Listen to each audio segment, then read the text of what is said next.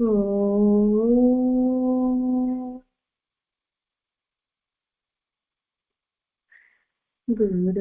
ब्रह्मा गुरुर्विष्णु गुरुदेवो महेश्वरः गुरु साक्षात् परब्रह्मं तस्मै श्री गुरवे नमः।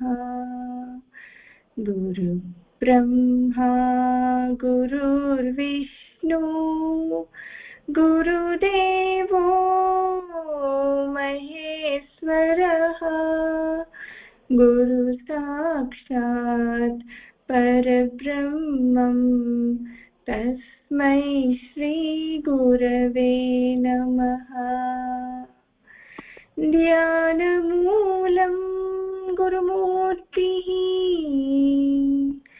पूजामूलं गुरुपादम् मन्त्रमूलं गुरुवाक्यम् मोक्षमूलं गुरुकृपा। गुरु ब्रह्मा गुरुर्विष्णु गुरुदेवो महेश्वरः गुरु साक्षात् परब्रह्मं तस्मै श्री गुरवे नमः। ओम श्री गुरुभ्यो नमः। ओम श्री नारायण परमात्मने नमः। Thank you Greeshma. ఓం శ్రీనారాయణ పరమాత్మనే నమః. ఏంటి మనం కనెక్ట్ చాలా రోజులు అయిపోయింది. అదే చాలా చాలా రోజులు అయిపోయింది. సో మీ సత్సంగం ఇంకా సందేశ ఎలా అయినా ఏదో సందర్భంలో అనుకుంటూ ఇలా డిలే అయిపోయింది. ఈరోజు కూడా అడుగుతున్నారమ్మా, చాలా రోజులు అయిపోయింది ఆంటీ. అవునవును. స్టార్ట్ చేయండి ఆంటీ, స్టార్ట్ చేయండి. ఓం శ్రీ నాన్న పరమాత్మనే నమః. ఓం శ్రీ నాన్నగారు, ఓం శ్రీ నాన్నగారు, ఓం శ్రీ నాన్నగారు.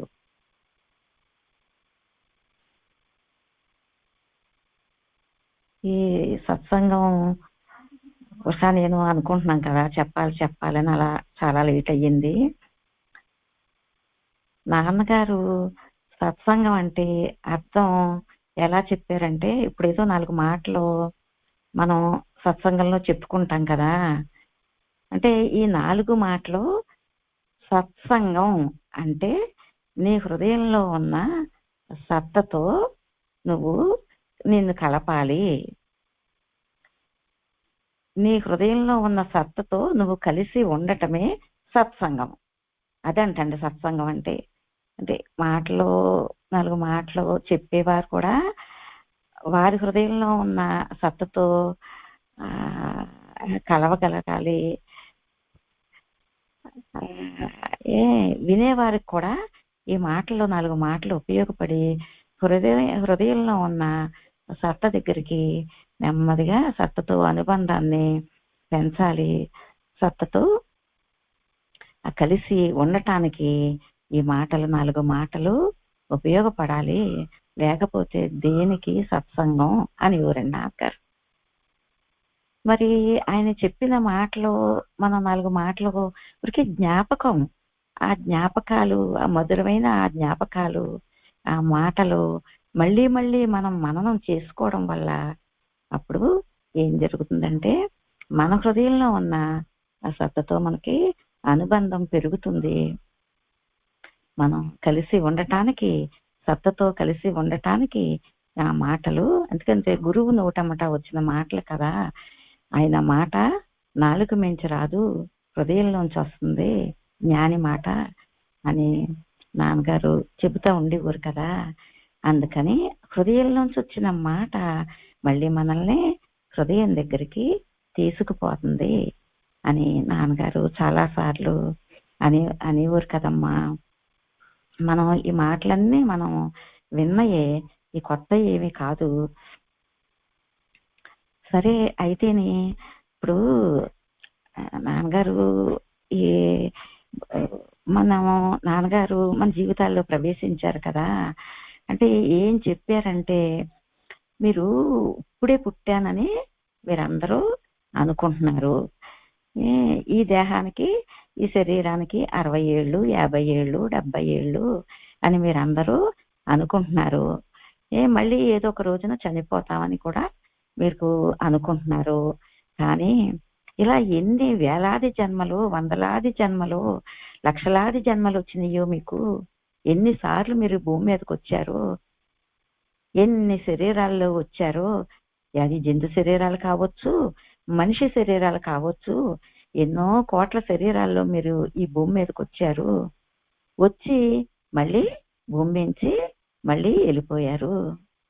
అంటే ఎన్నిసార్లు పుట్టారో, ఎన్నిసార్లు చనిపోయారో అది మీకు తెలియదు. అంటే అసలు చావు పుట్టుకలకి అతీతంగా ఉన్న ఒక సత్యం మీ హృదయంలో ఉంది. ఆ సత్యం ఏంటో మీకు తెలియక దేహం పుడితే నేను పుట్టాను అనుకుంటున్నారు, దేహం పెరుగుతా ఉంటే నేను పెరుగుతున్నాను అనుకుంటున్నారు. దేహానికి వచ్చిన సమస్యలు, బాధలు ఎన్ని కూడా నాయే అనుకుని అలా జీవించి జీవించి ఏదో ఒక రోజున నేను చనిపోతున్నాను అని ఏడుస్తా చనిపోతున్నామండి మనం. ఎంతవరకు అంటే ఎన్ని జన్మలు వచ్చినాయో మనకు తెలియదు అన్నారండి నాన్నగారు. మీకు తెలియదమ్మా, ఎన్ని శరీరాల్లో భూమి మీదకి వచ్చారో, ఎన్నిసార్లు పుట్టారో, ఎన్నిసార్లు చనిపోయారో మీకు తెలియదు. మరి చావు పుట్టుకలకి అతీతంగా ఉన్న ఆ చైతన్యము, సత్యము మీ హృదయంలో ఉండి, అది మీరై ఉండి, దానికి సంబంధించిన ఎరుక కానీ, గుర్తింపు కానీ, గ్రహింపు కానీ లేకుండానే మనం భూమి నుంచి మళ్ళీ వెళ్ళిపోతున్నామంటండి. ఎలా పుడుతున్నాము, మళ్ళీ అలా చనిపోతున్నాము. అలా ఎన్నిసార్లు అంటే ఇది ఒక కర్మ చక్రం అన్నారండి. ఇది జనన మరణ చక్రం. ఇది ఈ చక్రంలో పడి నలిగిపోతా ఉంటేనంటండి ఇప్పుడు ఈ దేహం మాత్రం ఇప్పుడు ఇది వరకు దేహాలు ఏమో ఎందుకు వచ్చినాయో, ఎందుకు వెళ్ళిపోయినాయో అవన్నీ మనకు తెలియదండి. ఎన్ని కోట్ల సార్లు, వేల సార్లు, ఎన్నిసార్లు పుట్టామో కూడా మనకు తెలియదండి. కానీ ఇప్పుడు మాత్రం ఈ దేహం భూమి మీదకి వచ్చినందుకు ఒక ప్రత్యేకత వచ్చిందండి. ఏమిటా ప్రత్యేకత అంటే, ఒక మహాత్ముడు, ఒక మహాజ్ఞాని, ఒక మహా గురువు మన జీవితాల్లో ప్రవేశించి మనం కానీ దేహం, మీరు దేహం కాదు, దీనికి సంబంధించిన విషయాలు కూడా, ఈ గొడవలు, ఆ విషయాలు, ఆ రాగద్వేషాలు అవన్నీ వదిలి మీరు మీ హృదయంలో ఉన్న సత్యాన్ని, దాన్ని, ఆ గ్రహింపుని, గుర్తింపుని తెచ్చుకోండి. ఆ ఎరుకను తెచ్చుకుని దాంతో తాదాప్యం పొంది, ఈ దేహం మీరు కాదు అని మీరు ఈ దేహంలో ఉండగానే ఆ లోపలున్న సత్యానికి సంబంధించిన ఎరుకతో మీరు ఈ భూమి మీద తిరగాలి. అంటే దేహం పోయిన తర్వాత కాదండి, నాన్నగారు చెప్పిందంతా దేహం పోయిన తర్వాత కాదండి, దేహం ఉండగానే మీరు సుఖపడాలి. ఎలా సుఖపడతారు? సుఖం అనేది శరీరంలో లేదు, మనసులో లేదు, ప్రపంచంలో లేదు, ఎక్కడా లేదు అని మనకి తెలియచేసి, ఎక్కడ సుఖం ఉందో, ఎక్కడ ఆనందం ఉందో, ఎక్కడ జ్ఞానం ఉందో మనల్ని అక్కడికి గురి పెట్టడానికి, మన హృదయంలో మనల్ని మేల్కొలపడానికి వచ్చిన అవతారమే మన నాన్నగారండి. అంతకుముందు తెలియదు. ఇప్పుడు ఒక ప్రత్యేకత వచ్చేసిందండి, మనందరికీ ఒక ప్రత్యేకత వచ్చేసింది. ఏంటా ప్రత్యేకత? మనం కాని దేహాన్ని నుంచి మనల్ని విడదీసి, మనం ఏదైతే అవునో దాంతో తాదాప్యం పొందింప చేయడానికి వచ్చిన మన నాన్నగారు అంటే ఆ మార్గాన్ని చూపించి, దానికి తగిన అర్హతని, యోగ్యతని కలగజేసి, ఏ బలహీనతలు ఉన్నాయో, ఏ గొడవలు ఉన్నాయో, ఏ ఇబ్బందులు ఉన్నాయో అని, బాహ్యమైన ఇబ్బందులు కూడానండి. ఎందుకంటే వాటితో తాదాప్యం పొందితే మళ్ళీ మన ముఖం ఈశ్వరుడి వైపు తిరగదు కదా, సత్యం వైపు తిరగదు కదా అని వాటిని కూడా వాటిని కూడానండి, ఆ సంఘటనలన్నీ కూడా వాటిని కూడా తగ్గించి, క్లియర్ చేసి, వాటికి సమాధానం చెప్పి, వాటి ద్వారా కూడా మనం ఇబ్బందులు పడకుండా మనల్ని రక్షించండి, సూటిగా డైరెక్ట్ గా మన హృదయంలో ఉన్న సత్యంతో అనుబంధం పెంచి సత్యంతో సత్యాన్ని మనం కలుసుకునేటట్టు చేసి ఆ కలిసి ఉండేటట్టుగా మనల్ని తీర్చిదిద్దటానికి వచ్చిన మన నాన్నగారు. మరి ప్రహ్లాదుడు చెప్పేవాడు కదా, చదవవలెను కానీ ఏ చదువు? చావులేని చదువు చదవవలెను అనే ప్రహ్లాదుడు చెప్పాడని నాన్నగారు చెప్తా ఉండేవారు కదమ్మా. అంటే చావులేని చదువు నేర్పారండి. చావులేని విద్యని మనకి, అంటే ఎన్నిసార్లు పుట్టామో మళ్ళీ ఇప్పుడు చావడానికి రెడీగానే ఉన్నాము. కానీ కాదు, మీ దేహానికి చావు రాకముందే, ఈ దేహం కట్టెల్లో కాలకముందే మీ హృదయంలో ఉన్న చైతన్య స్థితిని మీరు అనుభవంలోకి తెచ్చుకోవాలి. ఈ భూమి మీద మీరు తిరుగాడుతూ సుఖాన్ని, ఆనందాన్ని, అది ఎటువంటి సుఖం, ఎటువంటి ఆనందం అని ఆ వైభవం ఆయన ఆ హృదయంలోంచి పొంగి పొంగి వచ్చేస్తా ఉంటే మాటల రూపంలో వ్యక్తం చేసి అసలు ఎలా మనల్ని అటువైపు ఆకర్షించుకున్నారండి. మనల్ని ఆకర్షించుకున్న ఆయనేనండి. మనకి మార్గాన్ని ఉపదేశించారు. ఆ మార్గంలో మనం ప్రయాణం చేయడానికి తగిన శక్తిని కూడా మనకి మన నాన్నగారు ఇచ్చారు. అయితే నాకేమనిపించింది అంటేనండి, మనం ఇంకా దుఃఖం లేదు కదా, మనకి దుఃఖం లేని స్థితిని మనం పొందాలి. మళ్ళీ శరీరాలు వస్తా ఉంటే దుఃఖం తప్పదో, గొడవలు తప్పదో. దుఃఖం లేని స్థితిని ఈ దేహంలో ఉండగానే మనం పొందాలి అని నాన్నగారు చెప్తా ఉండేవారు కదా. ఎందుకు, దేనికి దుఃఖం? ఇంకా దుఃఖపడకూడదు. ఏ గొడవలు వచ్చినా, ఏ సమస్యలు వచ్చినా అలా నిర్మలంగా, నిశ్చలంగా నాన్నగారిని మనం అండగా పెట్టుకుని మన దుఃఖాన్ని దాటాలి అనిపించిందండి. అలా అనిపిస్తే అప్పుడు అలా అనిపించినప్పుడు అండి నాన్నగారు ఏదో సంఘటన మన జీవితంలో తీసుకొస్తారు. ఎలాంటి సంఘటన తీసుకొచ్చారంటేనండి, ఇప్పుడు విజయలక్ష్మి ఆంటీ ఉండే హోమ్ లోనే మా చుట్టాలు ఒకరు ఉంటున్నారండి. ఉంటే ఆవిడ తల్లి కూతురు ఉండేవారండి. ఆ మనవడు ఒక 5 లక్షలు అక్కడ కట్టి మళ్ళీ నెల 30-40 వేలు అలా ఖర్చు పెట్టండి వాళ్ళిద్దరిని అక్కడే హోమ్ లో ఉంచారండి. ఉంచితే కూతురు ఈ మధ్యన చనిపోయారండి. 2 సంవత్సరాలు అవుతుంది. ఆ తల్లి బతికారండి. ఆవిడికి 92 సంవత్సరాలు. అయితే ఆ హోమ్ నుంచి నాకు కబురు వచ్చిందండి. ఏమని వచ్చిందంటే, ఆ నెల కట్టి మెయింటెనెన్స్ ఆ మనవడు కట్టట్లేదు. ఒక పనమ్మాయిని పెట్టిన ఆ పనమ్మాయికి ఆ అబ్బాయి జీతం ఇవ్వట్లేదు. కనీసం డైపర్లు కూడా కొనటం లేదు. ఆ క్లాత్లు లేక ఆ అమ్మాయి ఆ పక్కోళ్ళని ఈ పక్కోళ్ళని అడిగి ఆవిడికి సేవ చేస్తుంది. ఆవిడ ఎలా ఉన్నారంటే మంచానికి బల్లిలా అతుక్కుపోయి ఒక అనాథలా పడి ఉన్నారు ఆవిడ అని చెప్పి నాకు ఆ హోమ్ నుంచి కబురు వచ్చిందండి. కబురు వచ్చేటప్పటికి మరి దుఃఖం లేకుండా ఉండాలి అనుకున్నాను కదండి. విపరీతమైన దుఃఖం. అంటే ఆ దుఃఖం ఎలా వచ్చిందంటేనండి, ఇంక ఎంత ఆపుకుందామన్నా ఆగట్లేదు.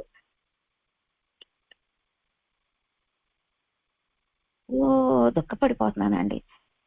అలా 2 రోజులు ఏక దుఃఖమే. అంటే నా దుఃఖం ఎలా వచ్చిందంటేనండి, నాకు ఆ ఓల్డ్ ఏజ్ హోమ్ లో ఆ మంచం మీద బల్లిలా అంటుకుపోయే ఒళ్ళంతా పుళ్ళతో ఒక అనాథలాగా నేను ఉన్నాను అక్కడ. నేను పడి ఉన్నాననే భావన వచ్చేసిందండి నాకు. ఎలా వచ్చేసిందండి. వచ్చేసి ఇంకా అసలు దుఃఖం ఆపలేదండి. అలా దుఃఖం ఆపలేని క్షణంలో అప్పుడు అలా 2 రోజులు బాధపడిన తర్వాత అంటే వాళ్ళ మనవడికి ఫోన్ చేస్తే మనవడు ఏమన్నాడంటే, నా పరిస్థితి ఇప్పుడు చాలా ఇబ్బందుల్లో ఉన్నాను, నేను కట్టలేదు, అంతేకాని నేను భవిష్యత్తులో నేను నెమ్మదిగా చూసి కడతాను అన్నాడండి. ఆవిడికి ఇంకో మనవడు అన్నాడు. ఆ మనవడికి ఫోన్ చేశానండి. ఫోన్ చేస్తే ఆ మనవడు అన్నాడు, ఏమన్నాడంటే మరి ఆవిడికి ఆస్తంతా అమ్మేసుకుని ఆవిడ ఆ అల్లుడు చేతికి ఇచ్చేశారు, ఆ అల్లుడు ఖర్చు పెట్టేశాడు, దానికి మనం ఏం చేస్తాం, ఆవిడ చేతులారా చేసుకున్నారు, ఈ పరిస్థితి వచ్చింది అన్నాడండి ఆ మనవడు. ఎప్పుడో అంటనే 30-40 సంవత్సరాల క్రితం అమ్మేసి ఇచ్చేశారంట, అందుకని ఈ పరిస్థితి వచ్చింది. అందుకేనేమోనమ్మా నాన్నగారు అంటా ఉండేవారు, ఈ భక్తులందరికీ ఈ విషయం కూడా గుర్తు చేద్దామని ఇదంతా చెప్తున్నానండి. అదే ఏమన్నారంటేనండి నాన్నగారు, అమ్మ మీ చేతిలో ఉన్నది వదులుకోకండి, మీ పిల్లలకి ఇప్పుడే ఇచ్చేయకండి, మీ రోజులు వెళ్ళిన తర్వాత అప్పుడు ఇవ్వచ్చు, అంతేగాని మీ చెయ్యి వదులుకోకండి అని నాన్నగారు ఆ మాట కూడా చెప్పేవారండి. అంటే ఇలాంటి పరిస్థితులు వస్తాయని. సరే అయిపోయిందండి. అయిపోతే అప్పుడు సరిగ్గా నాన్నగారి మాటలు గుర్తొచ్చినాయండి. ఇప్పుడు నాన్నగారు అనేవారు కదా, నీకంటే వేరుగా ఎవరున్నారని బాధపడుతున్నావు, రెండో వస్తువే లేనప్పుడు ఎవరి గురించి బాధ నీకు, అంటే నీకు నీ హృదయ యొక్క లోతులు లేవు, నీకు అంతర్దృష్టి లేదు, నువ్వు బాహ్య దృష్టిలో ఉండటం వల్ల నీకు ఏడుపు వస్తుంది. నీకు అంతర్దృష్టిలో ఉంటే నీకు బాధ రాదు. ఒక్కసారి నువ్వు నిర్మలంగా కూర్చుని నువ్వు అంతర్దృష్టితో ఒక్కసారి ఆలోచించు, నువ్వు ఏడవటం వల్ల ఈ సమస్యకు పరిష్కారం వస్తుందా అని నాన్నగారి మాట రేడియోలో వినిపించిందండి. నీ సమస్య పరిష్కారం అవ్వదు, నువ్వు ఏడుస్తున్నావు, ఏంటి దీనివల్ల ఏంటి ఉపయోగం అంటే అప్పుడు నేను నెమ్మదిగా తెముల్చుకునండి, అప్పుడు నా బాధని ఆపుకునండి. అప్పుడు ఏం చేశానంటే నిర్మలంగా కూర్చుని ఆలోచిస్తే, అవును కదా నాన్నగారి హృదయం ట్రస్ట్ ఉంది కదా, పోనీ వాళ్ళతో చెబుదాము, ఏమంతా పని జరిగితే జరుగుతుంది, ఏమో వాళ్ళకి వేయగల స్థితి ఉందో లేదో నాకు తెలియదు, ఒక్కసారి అడుగుదాము అని ఉషకి ఫోన్ చేశానండి. ఉషకి ఫోన్ చేసి, అమ్మా ఇది పరిస్థితి అని నాకు ఏడుపు వచ్చేస్తానండి ఉషతో కూడానండి. అనాథలా పడి ఉన్నారు ఆవిడ అని ఉషతో చెబుతా ఉంటే కూడా నాకు ఏడుపు వచ్చేస్తానండి. అప్పుడు ఉష ఏమందంటేనండి, ఆంటీ మీరు ఏడవకండి, ఎందుకు అలా దుఃఖపడుతున్నారు మీరు, ఎందుకంటే నాన్న హృదయం ట్రస్ట్ ఉంది కదా, ఇలాంటి అనాథలందరినీ కూడా ఆదుకోవడానికి నాన్న హృదయం ట్రస్ట్ ఉంది కదా, ఎందుకు బాధపడుతున్నారు మీరు అందండి. అంటే సరే ఇది విషయం అని చెప్పానండి. చెబితే వెంటనేనండి మర్నాడే, నేను ఆ రోజు చెప్పాను, మర్నాడే అది 12,000 మెయింటెనెన్స్కి హృదయం ట్రస్ట్ ద్వారా ఆ ఓల్డ్ ఏజ్ హోమ్కి ఆవిడకి వచ్చినాయండి.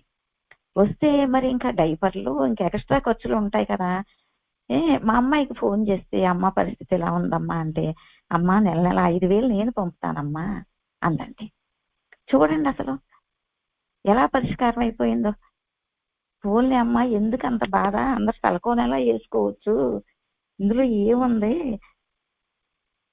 అంటే అలా పరిష్కారం అయిపోయిందండి. ఇంతకీ ఆ పరిష్కారం ఎలా జరిగిందో మీకు వివరంగా చెప్దామనండి.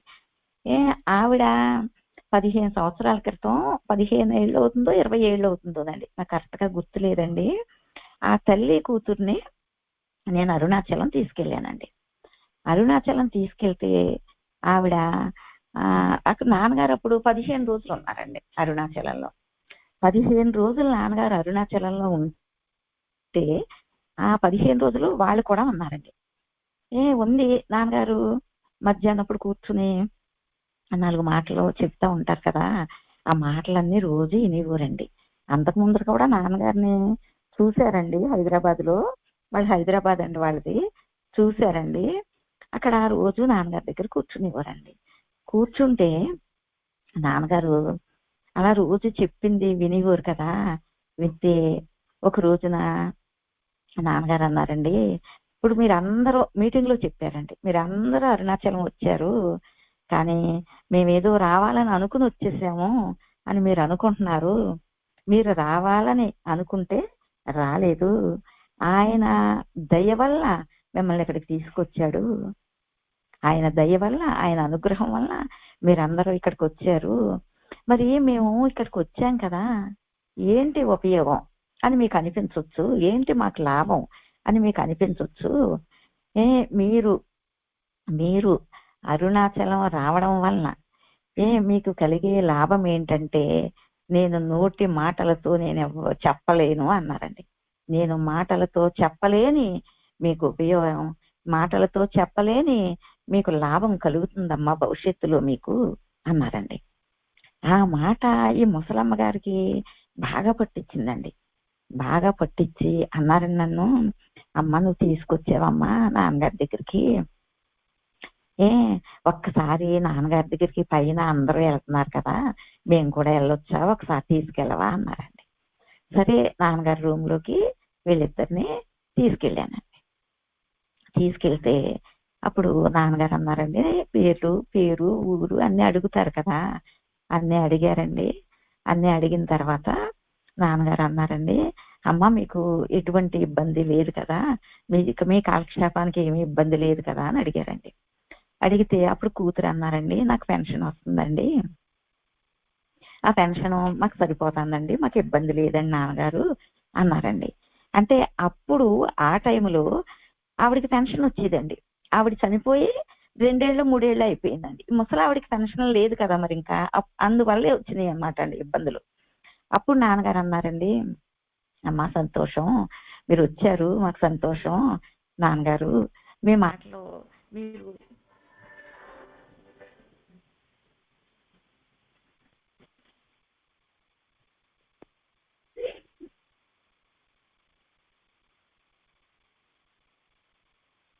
మీ మాటలో ఈ రోజున వినగలుగుతున్నామండి అని వాళ్ళు బాగా ఇంకా సంతోషంగా ముఖం ఇంత చేసుకునండి నాన్నగారితో ఏదో మాట్లాడుకున్నారండి.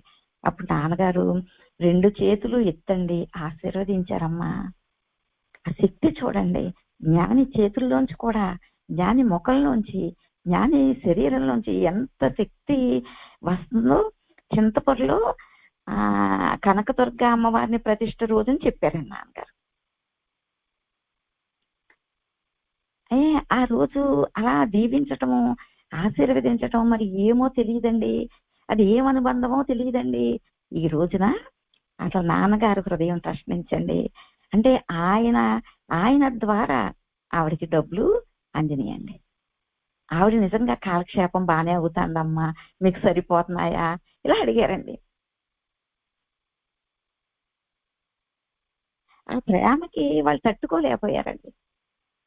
లీల చూడండి, ఎక్కడ అరుణాచలం, ఎక్కడ దర్శనం. ఈ రోజున ఆవిడకి నిజంగా ఇప్పుడు నాన్న హృదయం ట్రస్ట్ అంటే ఇప్పుడు ఉష ఎవరండి, గ్రేష్మ ఎవరు, రోహిణి ఎవరు, దీప వీళ్ళందరూ ఎవరు, ఎలా పనిచేస్తున్నారంటేనండి నాన్నగారి చేతిలో పనిపుట్టుల్లా పనిచేస్తున్నారండి. అక్కడ అనాథ అన్న మాటకి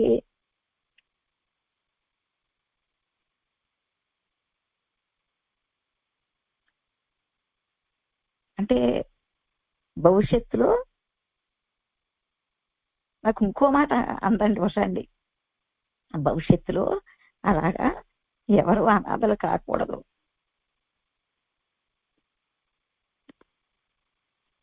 అంటే ఆ మాట నాకు ఎంత సంతోషం కలిగించిందంటేనండి, ఆ మామూలు సంతోషం కాదండి, మామూలు ఆనందం కాదండి.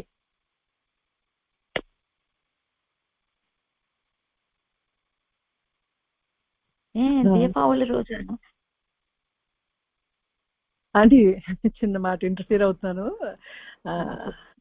అంటే నాన్నగారు అదే భగవాను శరీరం విడిచిపెట్టినా శరీరంలో ఉన్నా ఆయన అనుగ్రహం ఎప్పుడు ఉంటుందన్నట్టు, నాన్నగారు శరీరంతో సంబంధం లేదు, అనుగ్రహం అనేది ఎప్పుడు ఉందమ్మా. అది అంటే గురువు అనుగ్రహం అసలు ఊహకు అందనిది. అనాథలుగా ఎవరిని ఉండనివ్వరు అంటే భక్తుల్ని, అంటే ఆయన ఆశ్రయించిన భక్తుల్ని అనాథలు ఎన్నటికీ కానివ్వరు. అది మన నమ్మకం. అంటే ఆయన ఉండగా అలాగే ఆయన శారీరకంగా ఉండగా ఇది జరగడం సహజం. శరీరం వెళ్ళిపోయిన తర్వాత అంటే అంత నమ్మకం అందరికీ ఉండకపోవచ్చు, కానీ అది ఆయన ఎప్పటికప్పుడు నిరూపిస్తూ వచ్చారు. ఆయన ఎప్పటికప్పుడు నిరూపిస్తూ వచ్చారు. ఎందుకంటే మనం నథింగ్, అంటే మనం సున్నలం అని ఎవరికైతే అర్థమవుతోందో, అంటే మనదంటూ ఏమీ లేదు, ఉన్నది ఈశ్వరుడే, ఏది చేసినా ఆయనే చెయ్యాలి, మన వల్ల ఏమీ కాదు అని కంప్లీట్ గా ఒక్క ఆయన్నే దృష్టిలో పెట్టుకుని ఆయనకి సరెండర్ అయ్యి ఆయన పాదాలకి ఏది చేసినా ఆయన పాదాల దగ్గర పెట్టి ఆయన శరణు పొంది జీవిస్తున్న అంటే జీవిస్తూ ఆయన మార్గంలో నడవడానికి మనం ప్రయత్నం చేస్తూ ఉంటే ఆయన 100% అది ఎప్పటికప్పుడు నిరూపిస్తూనే ఉన్నారు. జయంతి ఎప్పటికప్పుడు నిరూపిస్తూనే ఉన్నారు. ఎందుకంటే నన్ను నమ్ముకున్నాడు ఎప్పటికీ అనాది కాదు. అండ్ ఇందాక మీరు ప్రహ్లాదుడి గురించి చెప్పారు కదా, ప్రహ్లాదుడి గురించి చెప్తే కరెక్ట్ గా నాన్నగారు రామకృష్ణ మఠానికి ఒకసారి హైదరాబాద్ లో ఎప్పుడో చాలా సంవత్సరాల క్రితం అంట అండి, 2011 2010లోనో ఎప్పుడో రామకృష్ణ మఠానికి వెళ్ళినప్పుడు అక్కడ ఎప్పుడు కూడా ఈ బుక్స్ కొనుక్కోవడానికి వెళ్తారు కదా, బుక్ స్టాల్ కి. ఆ బుక్స్ కొనుక్కోవడానికి వెళ్ళినప్పుడు భగవద్గీత చూస్తా వెతుకుతున్నారంట. అక్కడ వెతుకుతూ ఉంటే ఒక కుర్రోడు వస్తే ఆ కుర్రోడిని ఇలా రామ్మ నాకు పలానా స్వామీజీ రాసిన భగవద్గీత కావాలని అడిగారంట. భగవద్గీత చాలా మంది రాసిన వర్షన్స్ ఉన్నాయండి, నీకు ఏది కావాలి అని అడిగితే పలానా స్వామీజీ రామకృష్ణ మఠం పలానా స్వామీజీ రాసిన పుస్తకం భగవద్గీత కావాలని అన్నారంట. అని దాని వివరణ కూడా చెప్పారంట అండి. అది సరిపడ ఉంటుంది పుస్తకం, చిన్న చిన్న అక్షరాలతో ఉంటుంది. ఆ అదే వర్డ్కి మధ్యలో గ్యాప్ ఎక్కువ ఉండదు. ఆ పుస్తకం కావాలని చెప్పారంట. అసలు చూడండి, అంటే నాన్నగారు చేసే లీల చెబుతున్నాను. అప్పుడు ఈ చిన్న ఆయన అన్నారంట, ఈ మాంక్ అన్నారంట, నాన్నగారు ఆ భగవద్గీత చిన్నగా ఫాంట్ చిన్నగా ఉండి స్పేస్ తక్కువ ఉండడం వల్ల చదవడం ఇబ్బంది అవుతోందని అదే పుస్తకాన్ని పెద్ద అక్షరాలతో కొంచెం గ్యాప్ ఇచ్చి నేనే రాయడం జరిగింది నాన్నగారు, ఆ పుస్తకం కొత్త ఎడిషన్ వచ్చింది అన్నారంట. అయితే అదే కావాలి నాకు, అది ఇమ్మన్నారంట. అది ఇస్తే ముందే ఆయన మాట్లాడుతూ ఉంటేనే ఆయన కౌగిలించేసుకుంటున్నారంట 2-3 సార్లు. ఆ కుర్రోడిని, మాంక్ కుర్రోడిని కౌగిలించేసుకుంటున్నారంట ఆనందపడిపోయి. ఆ తర్వాత ఇది అడిగిన తర్వాత బుక్ తెచ్చాక ఇంకా కౌగిలించేసుకుని మొహం ఇంత చేసేసుకుని ఆనందపడిపోయి ఇంకా తెగ బ్లెస్ చేసేస్తున్నారంట పిల్లోడిని. ఆయన ఆ కుర్ర అంటే చిన్న మాంక్, అదే చిన్న వయసు అనమాట. అలా 9 సార్లు 11 సార్లు హగ్ చేసుకున్నారంట అండి. అయితే ఆ పుస్తకం కొని పట్టుకెళ్లారంట. మొన్న పూర్ణిమ అమెరికా నుంచి వచ్చిందని ఒక్క రోజుకి ఉషా ఎటన్నా వెళ్దాం నీతో గడపాలని ఉందంటే ఇప్పుడు శ్రీశైలం వెళ్ళొచ్చేద్దామంటే ఇంతకీ ఆయన శ్రీశైలంలో కనపడ్డారు నాకు.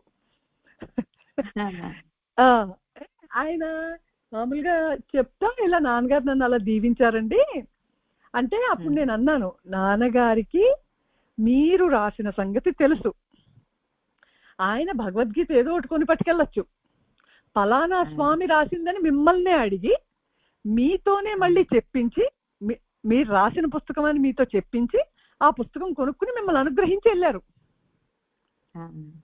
అంటే ఆయన లీల మన ఊహకు అందదు, మన కళ్ళకు కనపడదు. అంటే కెనాట్ బి, అంటే కళ్ళతో చూడలేము, చెవులతో వినలేము. ఆయన అనుగ్రహం అంటే ఎక్స్పీరియన్స్ అందుతుంది అంటారు చూడండి అంటే. అలా ఇప్పుడు అబ్బాయి చాలా అభివృద్ధిలోకి వచ్చి తర్వాత రామకృష్ణ మఠం నుంచి ఆల్మోర్ వెళ్ళి సిటీలో ఉండడం ఇబ్బంది మనకి ఎందుకు, అంటే బ్రహ్మచారిగా ఉండిపోయి అక్కడి నుంచి ఇంకో చోటుకి వెళ్ళి రామకృష్ణ మఠం ఆయన పెద్ద ఆయన 85 ఏళ్ళు ఆయన అంటండి. కొంచెం ఒక్క ఆయన జీవిస్తూ ఉంటే ఆయన దగ్గర ఉండి ఆయనకి 6 సంవత్సరాలు సర్వీస్ చేసి ఆయన ప్రశాంతంగా వెళ్ళిపోవడానికి ఈయన సహకరించి ఆయన వెళ్ళిపోయిన తర్వాత ఈ భగవద్గీత భాగవతం వచ్చిన వాళ్ళకి పిల్లలకి వాళ్ళకి చెప్తూ ఆయన జీవితం గడుపుతున్నారంటే. వచ్చిన పిల్లలు ఆ భగవద్గీత భాగవతం విన్న తర్వాత మామూలుగా వినేసి వెళ్ళిపోతే మార్పేం రాదు కదా ఆంటీ. ఊరికే ఒకసారి విని వెళ్ళిపోయాం అనుకోండి, క్లాస్ మార్పేం వస్తుంది, బాగుంది అనుకుంటాం, వెళ్ళిపోతాం. అదే నిరంతరం శ్రవణం చేసాం అనుకోండి, మనం మారాలి, మనలో మార్పు రావాలనే తపన పడుతుంది. సో అలా వారం వేసి రోజులు కొంతమంది అంటే వచ్చి క్లాస్ చెప్పేసి వెళ్ళిపోతే పెద్ద ఎఫెక్ట్ ఉండట్లేదంట. అదే కనుక వెళ్ళి ఆయనతో జీవిస్తే ఒక వారం 10 రోజులు ఆయనతో ఉంటే ఆయన సబ్జెక్ట్ విని ఆయనతో జీవిస్తే ఓహో ఇలా జీవించవచ్చు, ఓహో ఇలా ఉంటే ఇంత ఆనందంగా ఉంటుంది, మనతో మనం ఏకాంతవాసం చేస్తూ భగవంతుడిని స్మరించుకుంటూ భగవంతుడిని ఆశ్రయంగా తీసుకుంటే మనం ఇలా బతకచ్చు అని కొంచెం కొంచెం మార్పు వస్తుందంట. అంటే అందుకు యూత్, ప్రస్తుతం యూత్ కి మనం ఉపయోగపడాలి కదా, మన జీవితం ముగిసే లోపు భగవంతుడు ఇచ్చిన అనుగ్రహం, గురువులు ఇచ్చిన అనుగ్రహంతో మనం దీన్ని సద్వినియోగం చేసుకుని వెళ్ళి పెద్దవాళ్ళకి సర్వీస్ చేసి పిల్లలకి సద్బోధ చేసి సన్మార్గంలో నడిపించే ప్రయత్నం మనం ఎంత చేయగలిగితే అంత చేయాలని ఆయన అలా లైఫ్ అలా కేటాయిస్తున్నారంటే, లైఫ్ అలా జీవిస్తున్నారు. సో ఒక్కసారి పరిచయానికంటే ఒక్కసారి బ్లెస్ చేసినందుకు అలా మనం జీవితం పొడుగునా ఆయనతో బ్లెస్ చేయబడి ఉన్నాము. ఆ రోజుకి గంటలు ఆయనతో మనం గడిపాము, ఆయనతో ప్రయాణాలు చేసాము, ఆయనతో ఎన్నో మహిమలు చూసాము. అంటే అది సహజం, అది మహిమలన్నీ ప్రత్యేకం ఏం చేయలేదు ఆయన, కానీ ప్రతిరోజు మిరకల్ కింద గడిచింది మన జీవితం. అంటే దేహాత్మ బుద్ధి ఒకటి ఉందని, మనకు ఒక అస్తిత్వం ఉందని, లేకపోతే ఇది నాది నేను అనే భావాన్ని ఆయన మెల్లమెల్లగా మనకి తెలియకుండా తెలిస్తే మనం వదులుకోం కదా. అంటే అసలు తెలియకుండా దాన్ని పలసపరుస్తూ ఆయన అనుగ్రహం కురిపిస్తూ బోధ చెప్తూ ఆ సన్మార్గంలో మనం నడిచేలాగా మనకి స్ట్రెంగ్త్, శక్తి, శాంతి ఇచ్చి నడిపిస్తూ వచ్చారంటే వెనక్కి తిరిగి చూస్తే ఇంత జీవితం తామరాకు మీద నీటి బొట్టులాగా జీవింపు చేసేసారే నాన్నగారు. మనకి ఏది అంటకుండా, ఎంత కర్మ వచ్చినా, ఎటువంటి ప్రారంభం వచ్చినా, ఎంత స్ట్రగుల్ వచ్చినా వెనక్కి తిరిగి చూస్తే ఏమీ జ్ఞాపకం లేకుండా చేశారు కదండి. సో ఆ అనుగ్రహం ప్రవాహం, అది ఆగని ప్రవాహం అన్న సంగతి ప్రతి ఒక్కరికి మనకు తెలుస్తోందండి. అలాగే శరీరం ఉన్నప్పుడు ఏ సత్కార్యం జరుగుతోందో అదే సత్కార్యం ఆయన ద్వారా, అంటే మహాత్ముల కీర్తి చిరస్థాయిగా ఉండిపోతుంది అన్నారు చూడండి. అలా చిరస్థాయిగా ఆయన వర్క్ కంటిన్యూ అయిపోతుంది అనేది మన కళతో చూస్తున్నామండి. నిమిత్త మాత్రం అందరూ నిమిత్త మాత్రమే అండి. నాన్నగారు లాస్ట్ టైంలో సంజయ్ గారి షెడ్ లో ఆది శంకరాచార్యుల వారి గురించి చెప్పారు కదా మాటలు. అవును, ఎక్కువ రోజులు ఆత్మతీర్థం చెప్పారు కదా.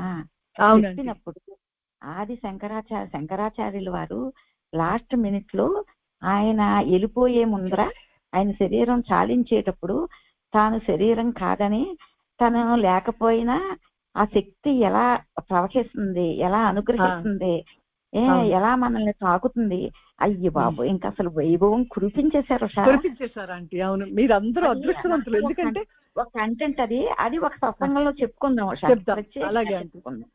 అంత వైభవం ఇప్పుడు అదంతా ఎందుకు, మన కళ్ళ ముందే కదా ఇది. ఇప్పుడు ఎక్కడో పురాణాల్లోకి వెళ్ళక్కర్లేదమ్మా మనం, పురాణాలు అక్కర్లేదు, శాస్త్రాలు అక్కర్లేదు మనకి. ఎందుకంటే ఆయన మన కళ్ళ ముందరగా ఇదంతా జరిగిపోయింది కదమ్మా. 15 రోజులు ఆ ముసలమ్మ గారు 15 రోజులు కలిసి ఉన్నారు నాన్నగారితోటి. చూడ అనుగ్రహం ఆవిడని వచ్చి ఎలా తాకిందో ఇప్పుడు. అంటే ఒక్కసారి దర్శనానికి ఆ రోజు ఆయన అభయం ఇచ్చి ఆయన అనుగ్రహించి ఒక మాట చెప్పారు అంటే ఇంక జీవితం పొడుగునా ఆయన అనుగ్రహం నేను వెంటాడుతుంది అంతే. ఇంకది వెంటాడుతుంది. ఆవిడ ఈ రకంగా వెంటాడింది, ఈ రకంగా వెంటాడింది అనమాట. జ్ఞాని శక్తి అసలు ఏ రకంగా ఉంటుంది, జ్ఞానిలో శక్తి అని ఎప్పుడు శాంతి గురించి, అనుగ్రహం గురించి, ఆ జ్ఞానం వైభవం గురించి చెప్తా ఉంటారు కదా నాన్నగారు. కానీ చింతపొరలో ఆ రోజు కనక దుర్గాదేవిని ఆ విగ్రహం ప్రతిష్టమ్మ ఆ రోజు మాత్రం ఓన్లీ శక్తి గురించి చెప్పారమ్మా. జ్ఞాని దగ్గర నుంచి శక్తి ఎలా ప్రవహిస్తుందని దాని గురించి చెప్పారమ్మా. చాలా అద్భుతం, చాలా వైభవం. ఊరికే 4 మాటలు నాకు గుర్తున్నాయి, చెప్తాను. చెప్పండి. చింతపొర్రు ముందర రోజు మర్నాడు పొద్దుట 7 గంటలకో 6 గంటలకో ఇది ప్రతిష్ట, అమ్మవారి ప్రతిష్ట. అందుకని ముందర రోజే నాన్నగారు మధ్యాహ్నం అక్కడికి చింతపొర్రు నాన్నగారు భక్తులందరం కూడా ముందర రోజే వెళ్ళిపోతే సరే ఆ రోజు సాయంకాలం 4 8 వెళ్ళాం అనమాట. సాయంకాలం నాన్నగారు భోంచేశారు.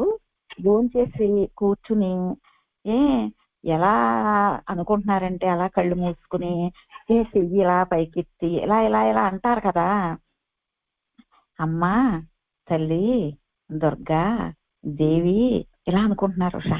ఆ రోజు సాయంకాలం ఇలా అలా అనుకున్నారు. అనుకుని మమ్మల్ని పొద్దున్నే పలానా టైంకి లేపమంటారు కదా, మమ్మల్ని 4ంటికి లేపండి 3ంటికి లేపండి అంటారు. మళ్ళీ మర్నాడు పొద్దుట మమ్మల్ని 4ంటికి లేపమని ఆయన 3ంటికి లేచి రెడీ అయిపోయి స్నానం చేసి రెడీ అయిపోయి 4ంటికి వచ్చి మమ్మల్ని లేపుతారు. ఎప్పుడు అంతే ఉషా. అవును. అదేంటండి ఆ రోజు నేను ఏమన్నానంటే, అదేంటండి నాన్నగారు మమ్మల్ని లేపమంటారండి, మీరే వచ్చి మమ్మల్ని లేపుతారండి ప్రతిసారిని అన్నాను. లేచిన ఆయన మళ్ళీ కూర్చున్నారే, లోపలికి రూమ్ లోకి వెళ్ళిపోదా ఈ మాట అన్నారు కదా అని మళ్ళీ వెనక్కి తిరిగి వచ్చి మళ్ళీ కూర్చుని 2 మాటలు చెప్పారు ఉషా. ఏంటంటే, భగవాను ఆ ఓల్డ్ హాల్ ఉంది కదా, ఆ ఓల్డ్ హాల్లో చెయ్యి తల కింద పెట్టుకుని ఇలా పడుకునేవారు. పడుకున్నప్పుడు కళ్ళు మూసుకుని ఒక్కొక్కసారి తలకాయ ఇలా వాల్చేసేవారంట. తలకాయ అలా వాల్చేసేవారంట, మళ్ళీ లేసేవారంట, మళ్ళీ ఇలాగా కూర్చునేవారంట. అదే అలా పడుకునే చెయ్యి అలా తల కింద పెట్టుకుని అలాగే పడుకుని ఉండేవారంట. అప్పుడు భక్తులు అన్నారంట, భగవాను మీకు ఇలా ఎలా నిద్ర పడుతుంది, ఇలా నిద్ర పట్టదు కదా, మీరు సుఖంగా పడుకోండి భగవాను, లోపలికి వెళ్ళి మీరు రూమ్ లోకి వెళ్ళి శుభ్రంగా పడుకోండి భగవాను, మీరు ఇలా ఎలా నిద్ర పడుతుంది మీకు అన్నారంట. అంటే అప్పుడు భగవాన్ చెప్పిన మాట చెప్పారు ఉషా. అంటే ఆయన ఎవరు ఏంటి అన్నది మనకి ఇప్పుడు ఎంత చెప్పినా అర్థం కాదు కదా. అర్థం కాదండి. మనం చెప్పుకోవచ్చు, మాట్లాడుకోవచ్చు, ఆనందించవచ్చు, కానీ అది అర్థం కాదండి. అర్థం కాదు అసలు. అప్పుడు చెప్పారు 2 మాటలు. అంటే మెలకువగా ఉన్నవాడు నిద్రపోతాడు, నిద్రపోయేవాడు మెలకువలోకి వస్తాడు, మరి మేము ఇప్పుడు ఎక్కడ ఉన్నాము అంటారంట భగవాన్. అసలు ఆ మాటల అసలు వేద సారం అమ్మ మాట. నిద్రపోయిన వాడికి మెలకువలోకి వస్తాడు, మెలకువగా ఉన్నవాడు నిద్రపోతాడు, మేము ఇప్పుడు ఎక్కడ ఉన్నాం అన్నారంట. అని ఒక్క చూపు చూశారంటే భక్తుల్నా. అంటే నిద్రా స్థితికి, ఆ మెలకువా స్థితికి, ఆవల తురియా స్థితిలో, జ్ఞాన స్థితిలో ఆయన ఉంటే మీరు లోపలికి వెళ్ళిపోండి, మీరు నిద్రపోండి, ఏంటి మాటలు అన్నారు నాన్నగారు. మనం కూడా నాన్నగారు రెస్ట్ తీసుకోండి నాన్నగారు, లోపలికి వెళ్ళిపోండి నాన్నగారు, పడుకోండి అనేవాళ్ళం కదా. అవును, నిజంగా ఒక గంట అరగంట అలా ఉండేవారు. ఆయన నిద్రపోయారు, మరి ఏం జరిగిందో లోపల ఎవరికి తెలియదండి. తలుపు గడ్డ పెట్టేసుకునేవారండి. అవును, తలుపు గడ్డ పెట్టేసుకుని, అంటే నిద్రకి, మెలకువకి, స్వప్నానికి 3 అవస్థలకి అతీతంగా ఉంటాడు జ్ఞాని. అది మీకు అర్థం కాక భగవాను లోపలికి వెళ్ళిపోండి పడుకోండి అంటున్నారు అని ఆ 2 మాటలు చెప్పేసి లోపలికి వెళ్ళిపోయారు. లోపలికి వెళ్ళిపోయిన తర్వాత ప్రొద్దుటే లేచారు. ప్రొద్దుటే లేచి ఇంకా 4ంటికి అయిపోతుంది కదా, 5ంటికల్లా స్నానం చేసేసి బయటకు వచ్చేసారు. అసలు ఇంకా నిజంగా తెల్లటి బట్టల్లో ఇంకా మెరిసిపోతా గోల్డ్ కలర్ వచ్చేసారు, బంగారం రంగులో మెరిసిపోతున్నారు, విపరీతమైన తేజస్సు. అంతలోకి సరస్వతి అమ్మగారు అమ్మాయి కుమారి చనిపోయింది కదా, తను వచ్చి బొట్టు పెట్టింది. బొట్టు పెట్టి ఏం చేసిందంటే తన చేతితో తనే మాల కట్టుకుందంట, కనకాంబరాల మాల. అంటే ఈ పువ్వులు ఈ దండలో బాగా బరువుగా ఉంటాయి కదా నాన్నగారికి, ఇదైతే కనకాంబరం మాల అయితే తేలిగ్గా ఉంటుందని చెప్పేసి ఎర్రటి కనకాంబరాల మాల తీసుకొచ్చి నాన్నగారు మెడలో వేసుకుంది అమ్మాయి. అయితే మెడలోనేమో కనకాంబరాల మాల, ముఖాన్నేమో ఆ ఎర్రటి సింధూరం రంగు బొట్టు. అసలు ఆ చెంపలో ఆ కళ్ళు, అసలు బాడీ అంతా మెరిసిపోతాం. వైభవం తేజస్సు ఆ బాడీలోంచి పొంగి వచ్చేస్తాను ఇంకా. అమ్మా తల్లి దుర్గా దేవి అనుకుంటున్నారు కూర్చుని. అంటే ఆ దేవి అమ్మతో ఆయనకి తాదాప్యం వచ్చేసింది అనమాట. ఇంకా అది తీసుకెళ్ళడానికి కరెక్ట్గా 6 దాటాక తీసుకెళ్ళడానికి ఎవరో ఆ గుడివారు వస్తారు కదా, ఈ ఏదో పట్టుకుని, ఇది ఏంటి కలసం అయ్యి పట్టుకుని వాయిద్యాలతో గుడివారు వచ్చారు నాన్నగారిని తీసుకెళ్ళడానికి. నాన్నగారు బయలుదేరారు. దండ అసలు తీయలేదే. దండ తీయకుండా సేపు ఉంచుకోరు కదా, దండ తేలిగ్గా ఉంది కదా, ఉందని తీసుకోవడం లేదు ఆయనకి. దండ అలాగే ఉంది. నిజంగా ఆ చింతపర్రు ఆ రోడ్డు మీద అసలు నడుస్తా ఉంటే అసలు ఎంత వైభవం అంటే మామూలు వైభవం కాదు ఉష. అమ్మవారే అలా నడిచి వస్తాందేమో అలా వచ్చారు గుడి దగ్గరికి.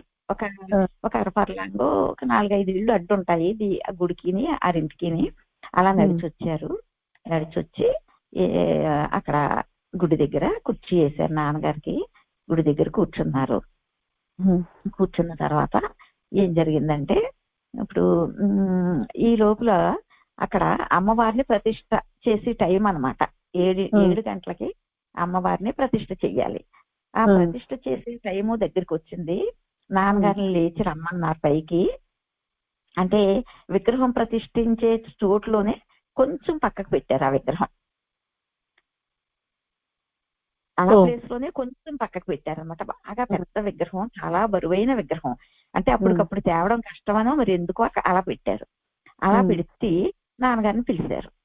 నాన్నగారు పిలిస్తే అప్పుడు వెండి బంగారం ఏయో వేస్తారు కదా అందులో అన్ని వేసారు. అన్ని వేసి ఏమో సరే అని మళ్ళీ కిందకు వచ్చేసారు. కిందకు వచ్చేసి మళ్ళీ కుర్చీలో కూర్చున్నారు. కుర్చీలో కూర్చుంటే ఒక 4 మనుషులు వచ్చారు. మరి టైం అయిపోయింది ఆ విగ్రహాన్ని ఆ ప్లేస్ లో పెట్టడానికి. పోదారులో 2-3 ఉన్నారు, మనుషులు ఒక 4 ఉన్నారు. అందరూ కలిసి మొత్తానికి ఆ విగ్రహాన్ని జరపటం అన్నమాట. ఒక జాన తేడా ఉందన్నమాట, జరపటం అన్నమాట. అది జరుపుతా ఉంటే అసలు జరగలేదు అసలు, కదలలేదు విగ్రహం. వాళ్ళు ఎంత జరుపుదాం అనుకున్నా కదలలేదు. అంతలోకి దాన్ని కదపడానికి కష్టమైపోయి గడ్డపారలు అయ్యి పట్టుకొచ్చారు. అంటే ఆ గడ్డపార అలా అడుగుని పెట్టి దాన్ని గెంటడం కోసం గెంటడానికి. అయితే అలా అలా గెంటుదామని వాళ్ళు అదుకునేటప్పటికి అప్పుడు పాపం పూజారులు 2-3 ఉన్నారు. ఆ పూజారులు పరిగెత్తుకుంటా నాన్నగారి దగ్గరికి వచ్చేసారు.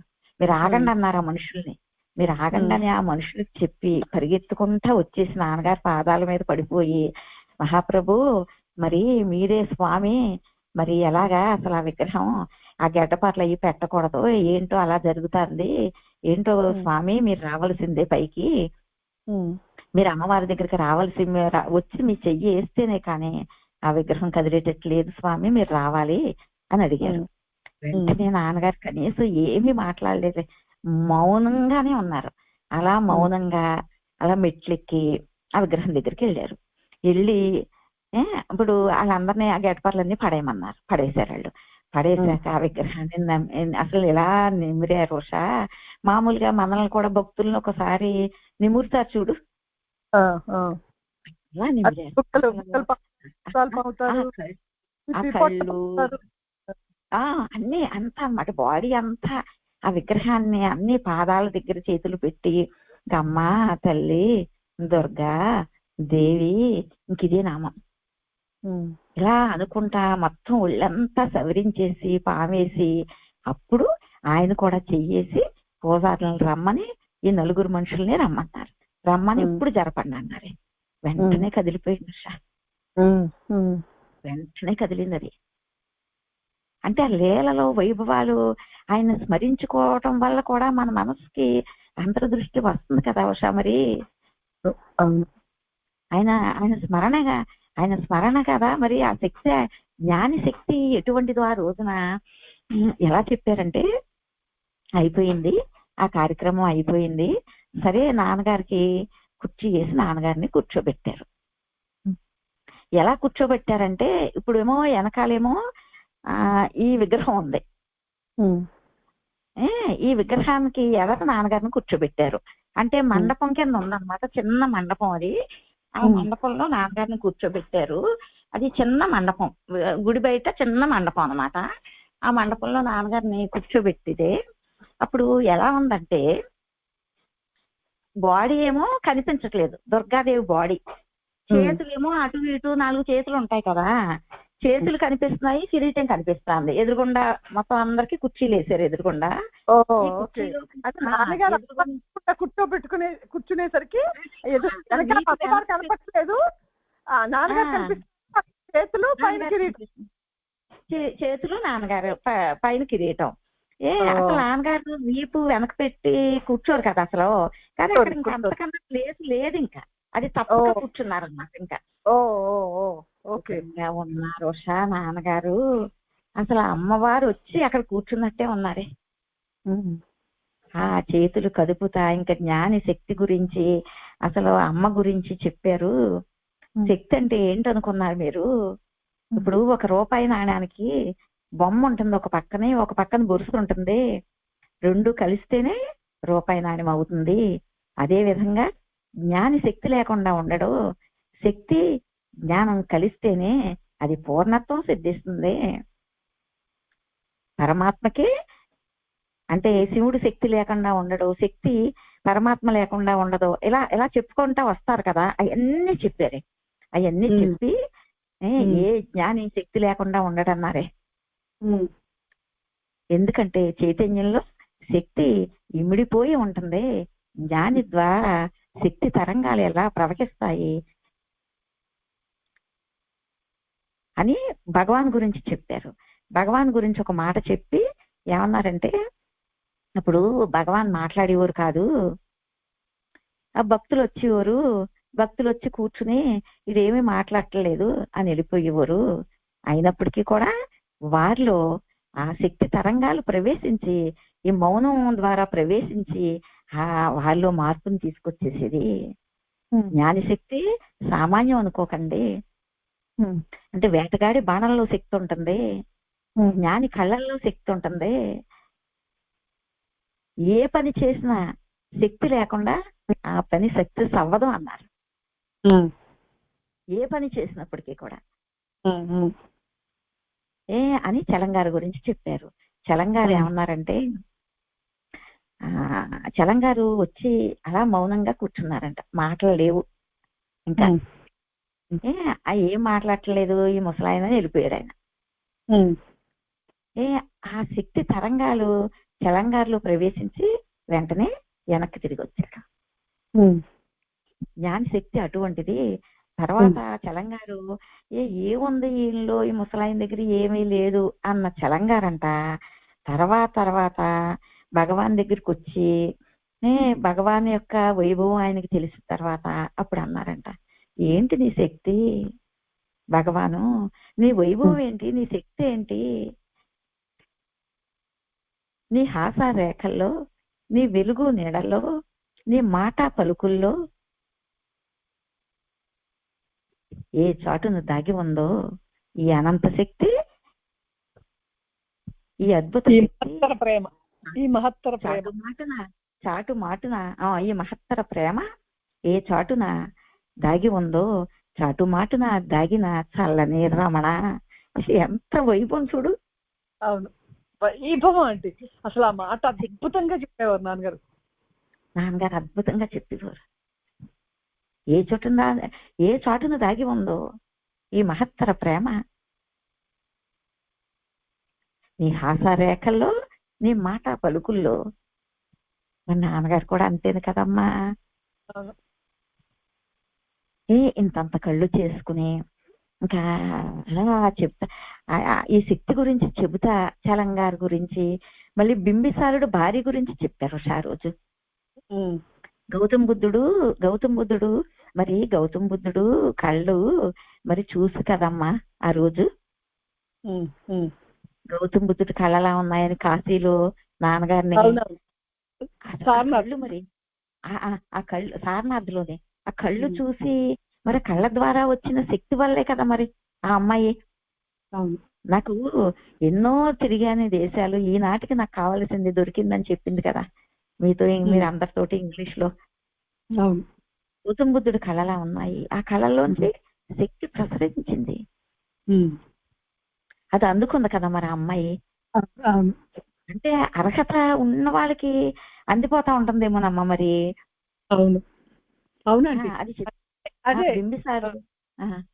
అంటే పరిపక్వత, మనకి లోపల మెచ్యూరిటీ వచ్చి పరిపక్వత వస్తే, అంటే మాట లేకపోయినా సమక్షంలోనే మనకి అవగాహన అవుతుందంటే రిసెప్షన్ అనమాట అది. అంటే మెచ్యూరిటీ ఆఫ్ ది సోల్. అంటే బాగా మెచ్యూర్డ్ గా ఉన్నారనుకోండి సాధనలో, వాళ్ళకి ఇంకా మాటలతో పని లేదు, రావడమే వాళ్ళ ప్రెసెన్స్ లో వీళ్ళకి అవగాహన అయిపోతుంది. కొంతమందికి ఎక్స్పీరియన్స్ వచ్చేస్తుంది. అలా చాలా మంది ఫారినర్స్ నాన్నగారి సమక్షంలో జరిగిందంటే జరిగింది. ఫారినర్సే కాదంటే పరిపక్వత వచ్చిన వాళ్ళు నాన్నగారు వాళ్ళ కోసమే దర్శనం ఇవ్వడానికి వెళ్ళారేమో అనిపించేదంటే ఆ తర్వాత. అంటే మనం చూసాం కదమ్మా కళతోట. అవునవును కృష్ణమూర్తి రోజున ఆంధ్రాశ్రమంలో పైన. అవును అవును గుర్తుందా నీకు? అవునండి అవును. అలా చాలా సందర్భాల్లో అంటే రావడం, దూరం నుంచి చూడడం, దూరం నుంచి చూసి వాళ్ళు ఎక్స్టసీలోకి వెళ్ళిపోవడం, అంటే ఇన్స్టెంట్ గా ఆయనకి వాళ్ళకి కనెక్షన్ ఏర్పడడం. వాళ్ళు ఎక్కువ సార్లు కనపడక్కర్లేదండి, వచ్చి ఒక 2-3 సార్లు దర్శనం అయితే పని అయిపోయిన వాళ్ళు ఉన్నారండి.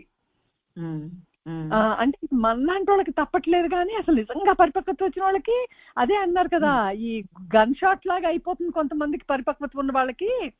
ఈ తడిచిన పుల్లలకి కొంచెం టైం పడుతుంది కాలడానికి అన్నట్టు, ఎవరు అర్హతను బట్టి వాళ్ళు కదా అంటే మరి. చెప్పండి. అప్పుడు బింబిసారుడు గురించి కూడా శక్తి గురించి చెబుతా, జ్ఞాని కళ్ళల్లో ఉన్న శక్తి గురించి చెబుతా గౌతమ బుద్ధుడిని ఉదాహరణకు తీసుకొచ్చారమ్మా. ఆ గౌతమ బుద్ధుడు ఈ అశోకుడు తర్వాత బింబిసారుడు కూడా గౌతమ బుద్ధుడు శిష్యుడు అయిపోతాడు కదా. అయిపోయి ఇల్లు వాకిలి వదిలేసేసి అస్తమానం గౌతమ బుద్ధుడు ఆ చెట్ల కింద కూర్చుంటారు కదా, ఆయన కూడా తిరుగుతున్నాడంట. ఈ బింబిసారుడు కూడా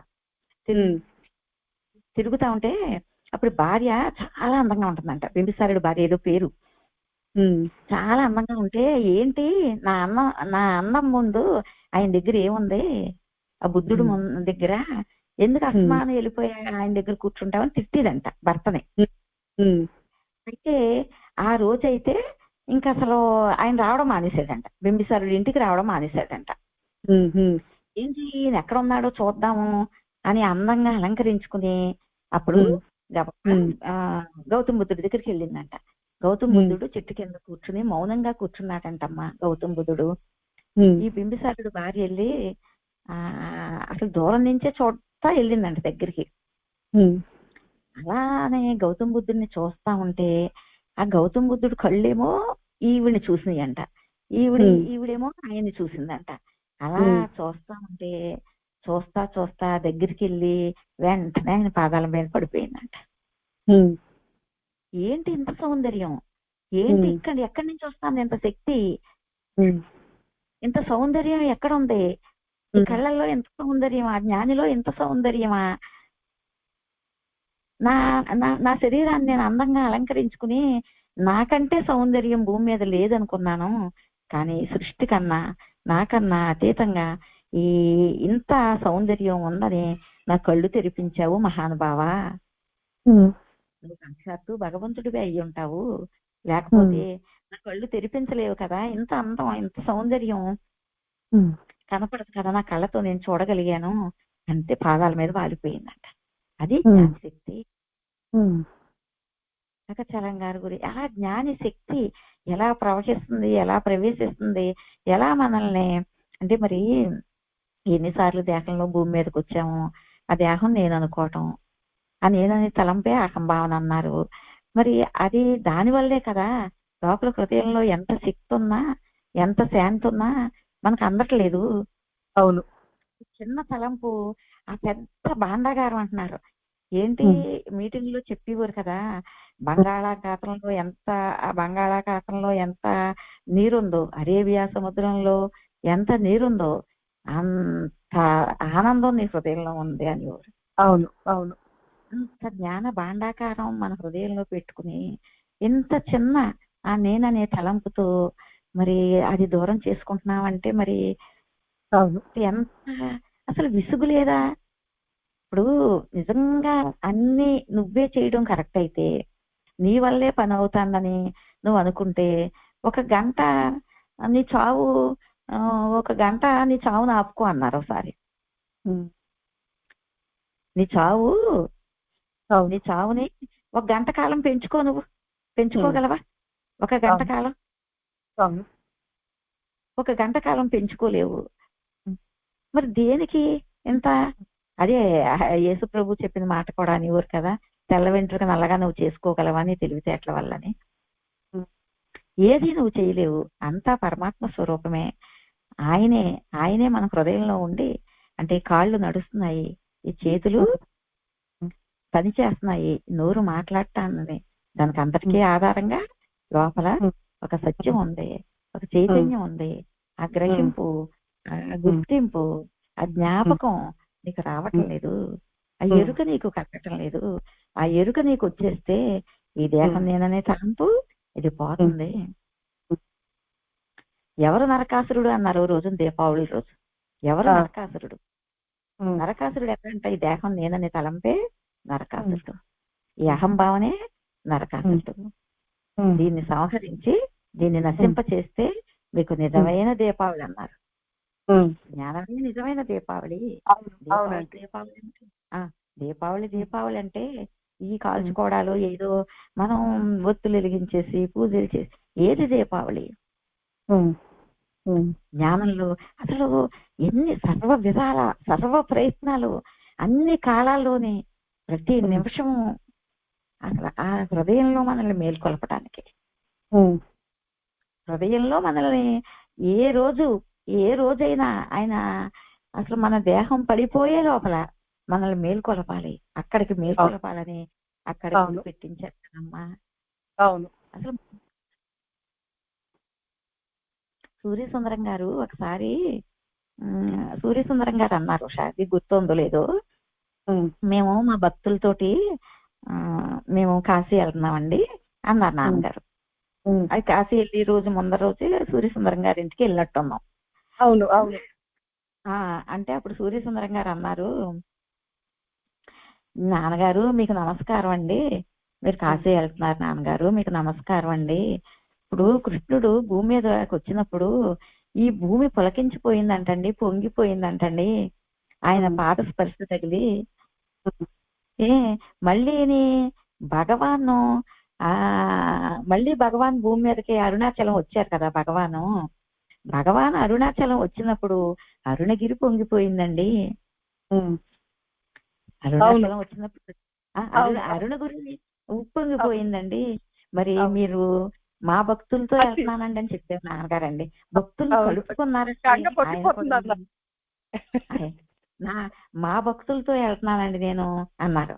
అంటే మీరు మీ భక్తులు ఆయన కూడా కలిపారు, పాపం నాన్నగారు కలిపారు కదా. మరి మేము మా భక్తులు అన్నారు కదా, మా భక్తులతో కలిసి వెళ్తున్నాను అన్నారు, విడిగా చెప్పలేదు.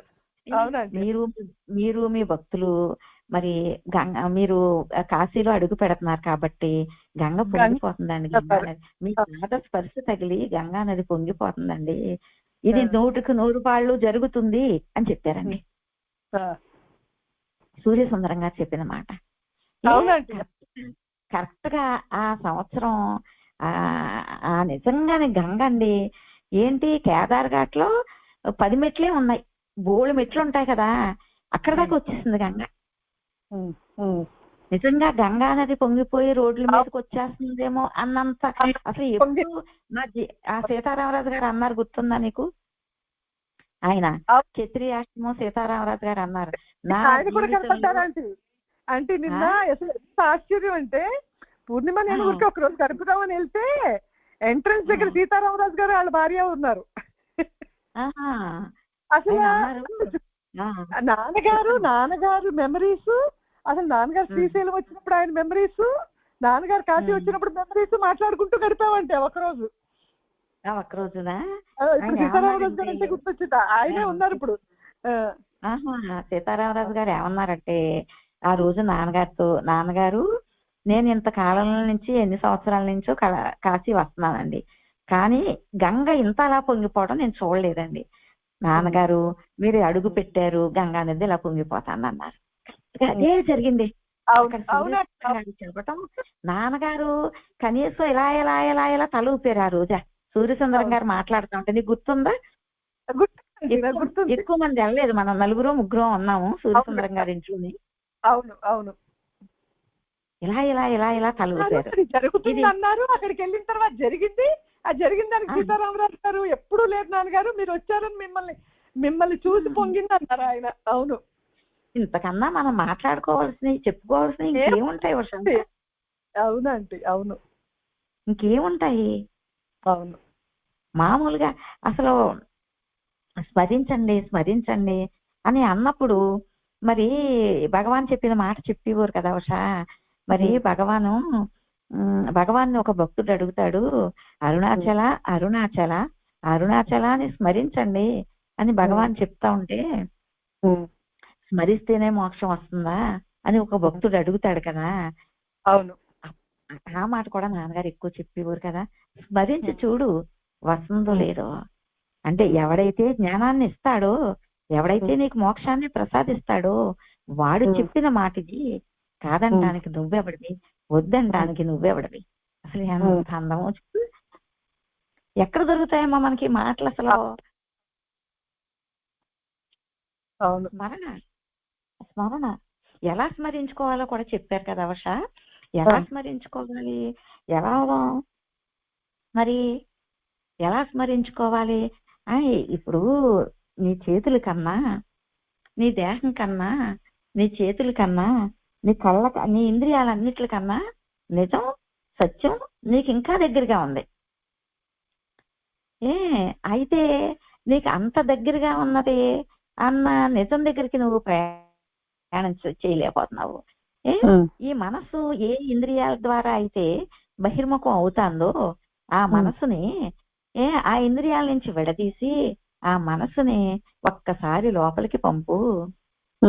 నీ మూలంలోనే భగవంతుడు ఉన్నాడు, పరమాత్మ ఉన్నాడు. అలా ఎందుకున్నాడు, అక్కడ ఎందుకుంటాడు? నేను ఈ కళ్ళతో ఇంద్రియాలతో నేను ఆయన్ని పట్టుకోవాలి కదా అని నువ్వు అనుకుంటావు అనుకో.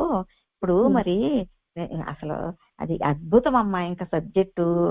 అవును. నువ్వు నిద్రపోతున్నావు కదా, నిద్రలో నీ ఇంద్రియాలు ఎక్కడున్నాయి, నీ రాగద్వేషాలు ఎక్కడున్నాయి, నీకు దుఃఖం ఎక్కడుంది, ఏమన్నా ఉన్నాయా? నువ్వు ఏ భజన సమాజాన్ని అయితే మెలకులో ఉండగా యేసుకు తిరుగుతున్న భజన సమాజం అని ఎవరు కదా దీన్ని. అవును అవును. ఏ భజన సమాజాన్ని అయితే నువ్వు మెలకులో ఉండగా యేసుకు తిరుగుతున్నావో ఆ భజన సమాజం నిద్దట్లో ఏవైంది? ఆ భజన సమాజం మనసులో ఉంది. మనసు ఇల్లు ఎక్కడ ఉంది? దాని మనో మూలంలో సాక్షాత్తు పరమాత్మ దగ్గర, భగవంతుడి దగ్గర, సత్యం దగ్గర అది లీనమయ్యి అక్కడ ఐక్యం అయ్యి లీనమయ్యి ఉంది నిద్దట్లోనే.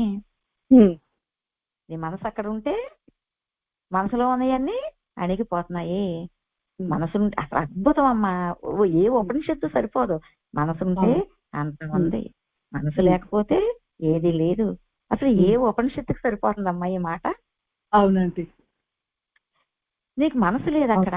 మనసు లేకపోతే హాయిగా ఉన్నావు, ఏ గొడవలు లేవు, సుఖంగా ఉన్నావు. నువ్వు లేనని ఎవరైనా చెప్తారా నిద్దట్లో? మరి లేదు, ఉన్నావు, సుఖంగా ఉన్నావు. నువ్వు మెలకువలో కూడా అలా ఉన్నావు అనుకో. ఏ నిజం దగ్గర అయితే నీ మనసు అణిగిపోతాందో ఆ నిజం దగ్గర, ఆ మూలంలో మెలకువలో కూడా నీ మనసు అణిగిపోయిందనుకో, అక్కడ కలిసిపోయిందనుకో, అక్కడ ఉండటం నేర్చుకుందనుకో, అప్పుడు ఎవ్వరో నిన్ను వేలాది మంది, కోట్లాది మంది నీకు శత్రువులు ఉన్నా ఎవ్వరూ ఏమీ చేయలేరు అన్నారు. ఎందుకంటే శత్రువులందరూ కలిపితేనే ప్రపంచం. ఇంద్రియాలు ఏమీ చేయలేవు, ప్రపంచం ఏమీ చేయలేదు. మొద్దయిపోవాలని ఎవరు కదమ్మా.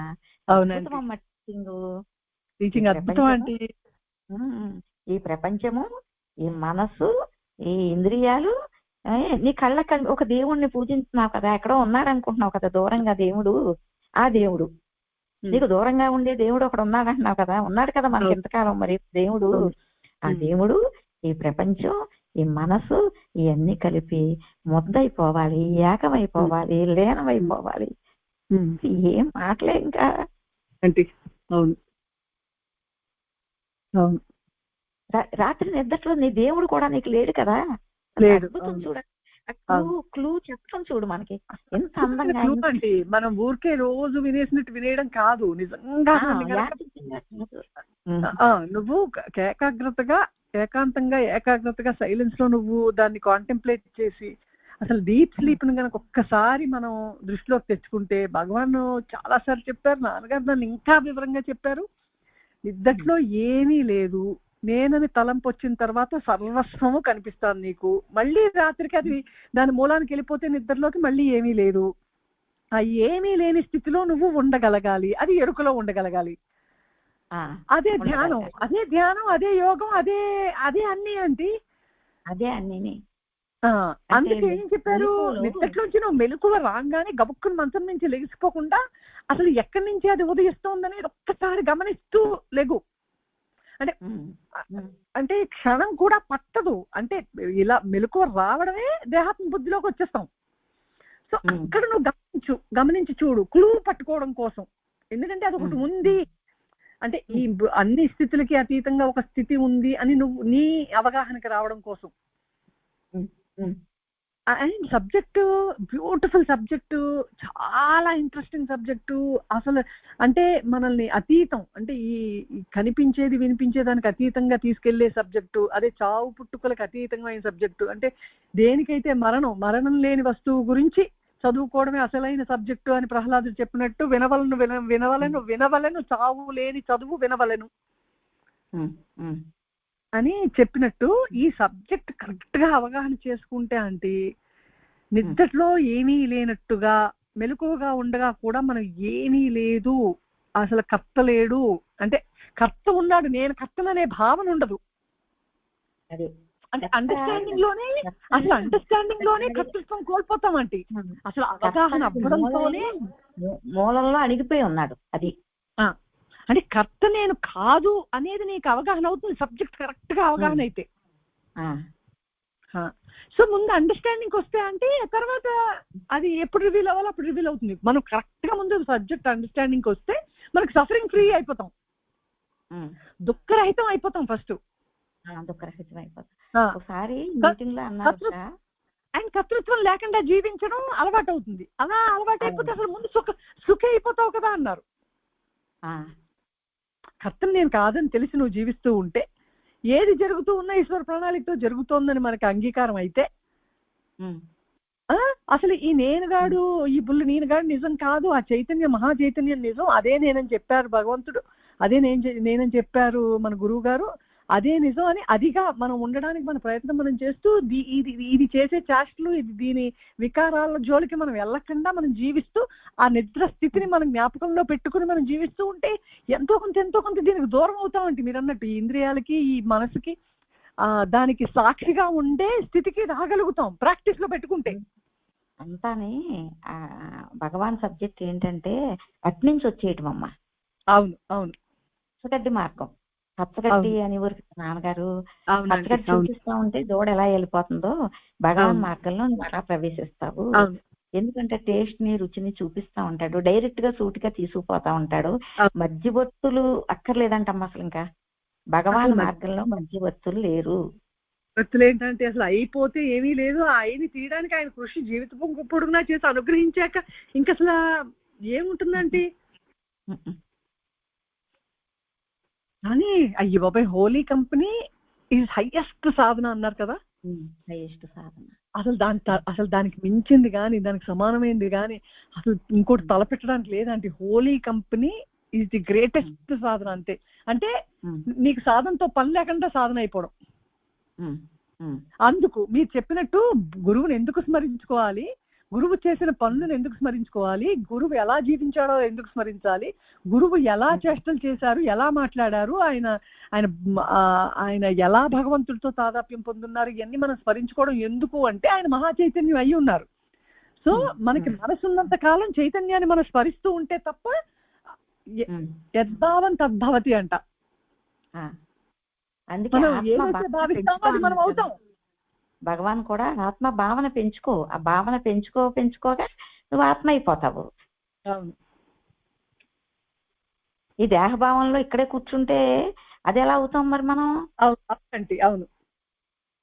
అదే ఒకసారి అన్నారు నాన్నగారు, ఆశా ఇది అన్నీ తెలుసు అనుకుంటున్నావు, నీకు మనకు తెలుసు తెలుసు అనిపిస్తుంది కదా, అన్నీ తెలుసు అనుకుంటున్నావు, నీ మనసు ఎక్కడి నుంచి వస్తుందో చెప్పు, మాకు తెలుసా నీకు అన్నారు. తెలుసా మనకి? అవును, మనసే ఎక్కడి నుంచి వస్తుందో మనకి తెలియదు. అవును ఆంటీ, అవును తెలియదు. గురి పెట్టించి గుర్తు చూపిస్తే గురువు, అప్పుడు మనకు దానికి సంబంధించిన అవగాహన స్ఫురణ రావచ్చు.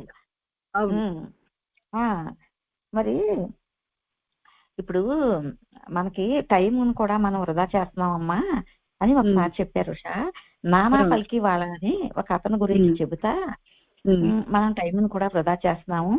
నానా పలికి వాళ్ళ అని ఒక భక్తుడంట, అతను కూడానే సామాజిక స్పృహ ఉన్నోడు. ఆడికి బాగా పెద్ద ప్లేడర్ అంట, ఊరికే కోట్ వేసుకుంటే 5 లక్షలు ఇచ్చేవారంట ఆడికి. కానీ వచ్చిన ధనం అంతా అసలు పేదలకి పంచిపెట్టి అంతా మంచి పనులే చేశాడంట జీవితం అంతా కూడా. ఆయన సేవ కోసం కైంకర్యం చేసేసాడంట జీవితం అంతా. సరే, అది అయిపోయింది. లాస్ట్ మినిట్ వచ్చేసిందంట ఆయనకి. లాస్ట్ మినిట్ వచ్చినప్పుడు ఆయనకి ఇంకా 2-3 నెలల కన్నా నేను బతకను అని ఆయనకి తెలిసిపోయిందంట.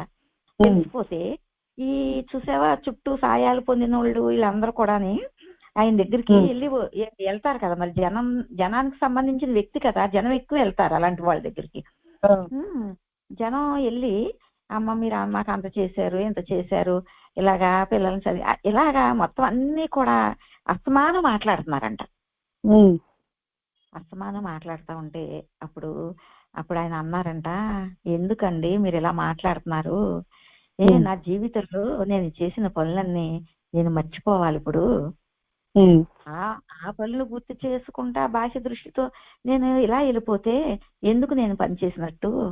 అవును, నేను ఆ పనులన్నీ మర్చిపోయి నేను నా హృదయంలో ఉన్న చైతన్యంతో తాదాత్మ్యం లాస్ట్ మినిట్ లో, ఇప్పుడు నేను 2 నెలల కన్నా ఉండను, ఆ తాదాత్మ్యం పెంచుకుని అనుబంధం పెంచుకుని సత్యంలో నేను ఐక్యం అవ్వాలి.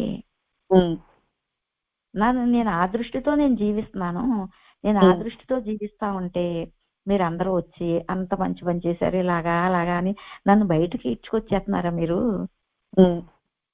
మహానుభావులారా మీరు అందరూ వెళ్ళండి, మీకు నమస్కారం, బాగా చెప్పకండి, అవన్నీ గుర్తు చేయకండి నాకు అని నానా పలికి వాళ్ళ చెప్పాడు అని నాన్నగారు చెప్పటం, మనకి ఎవరైనా వచ్చి ఏదైనా మంచి పని చేసి ఎంత సంతోషంగా ఉంటుందో సార్ అసలు. అంటే ప్రతి క్షణం అందుకే నువ్వు నీకు తలంపు వచ్చినా, నువ్వు మాట్లాడినా, నువ్వు ఒక పని చేసినా, నువ్వు ట్రూత్ కి దగ్గర అయ్యేలా చెయ్యేది చేసినా అని ఎందుకన్నారు అంటే, నీ అహంకారాన్ని పెంచుకోవడానికైతే ఎందుకు, ఇంకా ఆ మంచి పని ఎందుకు నీ అహంకారాన్ని పెంచుకోవడానికైతే? నుంచి ఆత్మకి దగ్గర చేసేలా నువ్వు నీ తలంపు, నీ థాట్ ప్రాసెస్, నీ యాక్షన్ అంతా కూడా నువ్వు ట్రూత్ కి దగ్గర అవ్వడానికి ఉండాలి తప్ప నీ అహంకారం పెంచుకోవడానికి కాదు.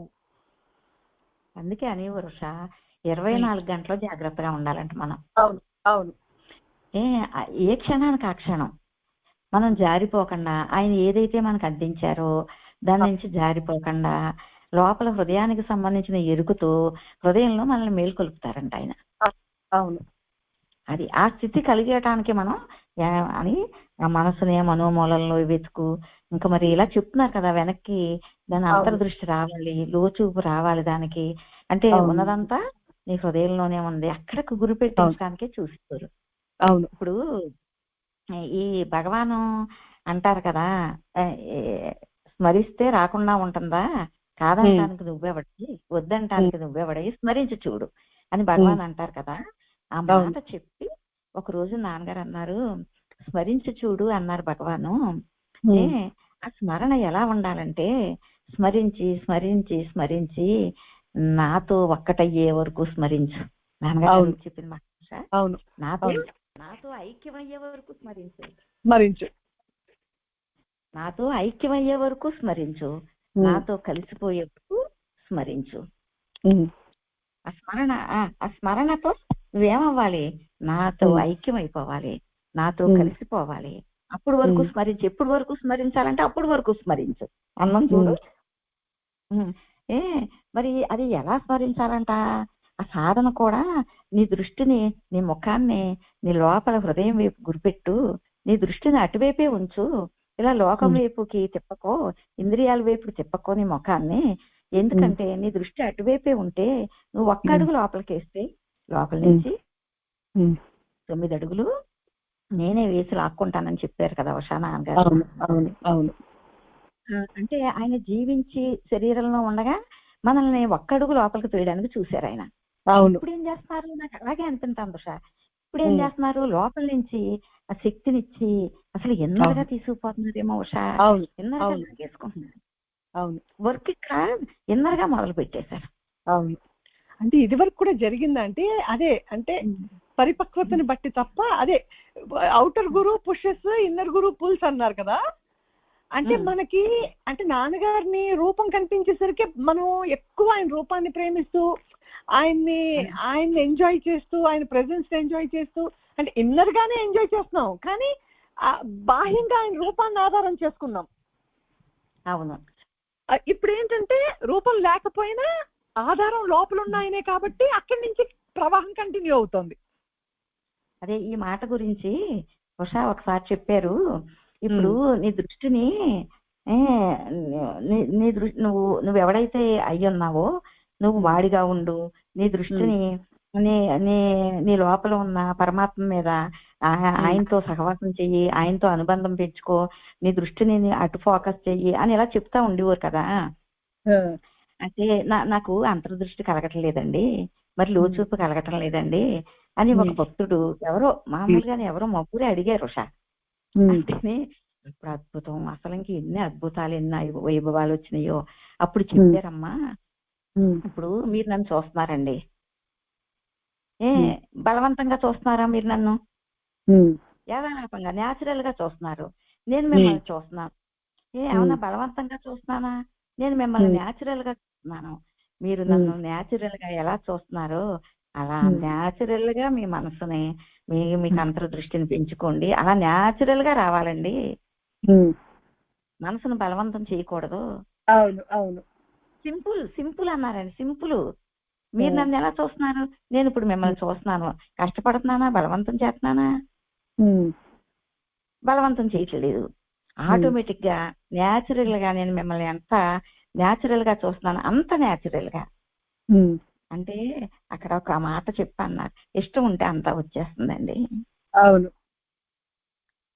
మీకు ఆ హృదయం మీద హృదయాకారం చెందాలి, నేను ఈ దేశంలో ఉండగానే అన్న ఆ ఇష్టం, భక్తి, ప్రేమ మీకు వచ్చిందనుకోండి, వస్తే అది న్యాచురల్ అయిపోతుందండి, మీరు కష్టపడక్కర్లేదు అప్పుడు. అవును అవును, ఎంత న్యాచురల్ గా చూడండి మీరు. ఇష్టం ఉన్న చోట కష్టం ఉండదా అంటే సహజంగా జరిగిపోతుందంతా. అంటే ఎంత న్యాచురల్ గా, ఇప్పుడు ఆయన ప్రెజెన్స్ కి ఆయన పిలిస్తే మనం వెళ్ళామా? ఒక మ్యాగ్నెట్ కి, అంటే ఒక అయస్కాంతానికి ఇనుమొచ్చి ప్రయత్నం చేస్తే వెళ్ళి అతుక్కుందా, దానంతా వెళ్ళి అతుక్కుందా? చీమలు పంచదార దగ్గర ప్రయత్నం చేస్తే వెళ్తాయా, సహజంగా వెళ్ళిపోతాయా? అలా ఆయన సమక్షంలోకి సహజంగా లాగబడ్డాము. ఆయన సమక్షంలో ఆ ప్రెజెన్స్ లో చాలా వర్క్ సహజంగా జరిగింది. ఎఫర్ట్ జరిగేలాగా ఆయన అనుగ్రహించేశారు. మనం సాధన చెయ్యాలి, చేసి పొందాలి అనేది ఇంకా కాన్సెప్టే లేదు కదా. అంటే మొత్తం ఆయనే ఆ క్లీనింగ్ ప్రాసెస్ ఆయనే చేసేసి, ఆయన ప్రేమతో మనల్ని అనుగ్రహించి, ఆయన్ని ప్రేమించేలా చేసి, ఆ లోపల ఉన్న అహంభావాన్ని మెల్లమెల్లగా అంటే ఎక్కడ ఏ లోపం ఉన్నా, ఎక్కడ ఏ బలహీనత ఉన్నా దాన్ని పబ్లిక్ మీటింగుల్లో, అంటే ఈశ్వరుడు ఆయన నోరు వాడుకుని చెప్పించాడని అందరికీ అర్థమయ్యేలాగా, అంటే ఆయన దగ్గరికి పర్సనల్ గా వెళ్ళినప్పుడేమో ప్రేమించి అందరినీ ఆదరించి, అసలు మనల్ని ఇంతకన్నా ప్రేమించేవాళ్ళు లేరన్నట్టు ప్రేమిస్తూ, మన బలహీనతల్ని మాత్రం పబ్లిక్ మీటింగ్ లో బట్టబయలు చేసి, ఆ బలహీనతతో ఉంటే ఏమి నష్టపోతాము అని ఉదాహరణలతోటి, ఇళ్లలో ఉదాహరణలతో సహా ఇచ్చి, అయ్యి బాబా ఇది వదులుకోవాలి ముందు మనం అనిపింపచేసి, మెల్లమెల్లగా మనకు తెలియకుండా ఆ జేబులో డబ్బు జారిపోయినట్టుగా మన అహంకారం జారేలాగా, కృషి ఏంటంటే ఆయనే అంత అనుగ్రహంలో కృషి ఆయనే చేసేస్తే ఎంత సహజంగా జరిగిందంటే అంత వెనక్కి తిరిగి చూస్తే అంత సహజంగా ఇప్పుడు కూడా జరుగుతోంది. మీరన్నట్టు మనం ఇంటర్ఫియర్ అయ్యి మనం దీన్ని పెంచుకోకుండా ఆయన ఉన్న చోట మనం ఉండి అసలు ఆయన ఎలా ఉంచారో అలా ఉంటే చాలంటే మనం అంతే అంతే. అంటే ఇంటర్ఫియర్ అవ్వద్దు, మనసు ఇంటర్ఫియర్ అవ్వకుండా ఆయన అందించిన ఎరుకని జాగ్రత్తగా మనం కాపాడుకోవాలి. అంతే అంతే.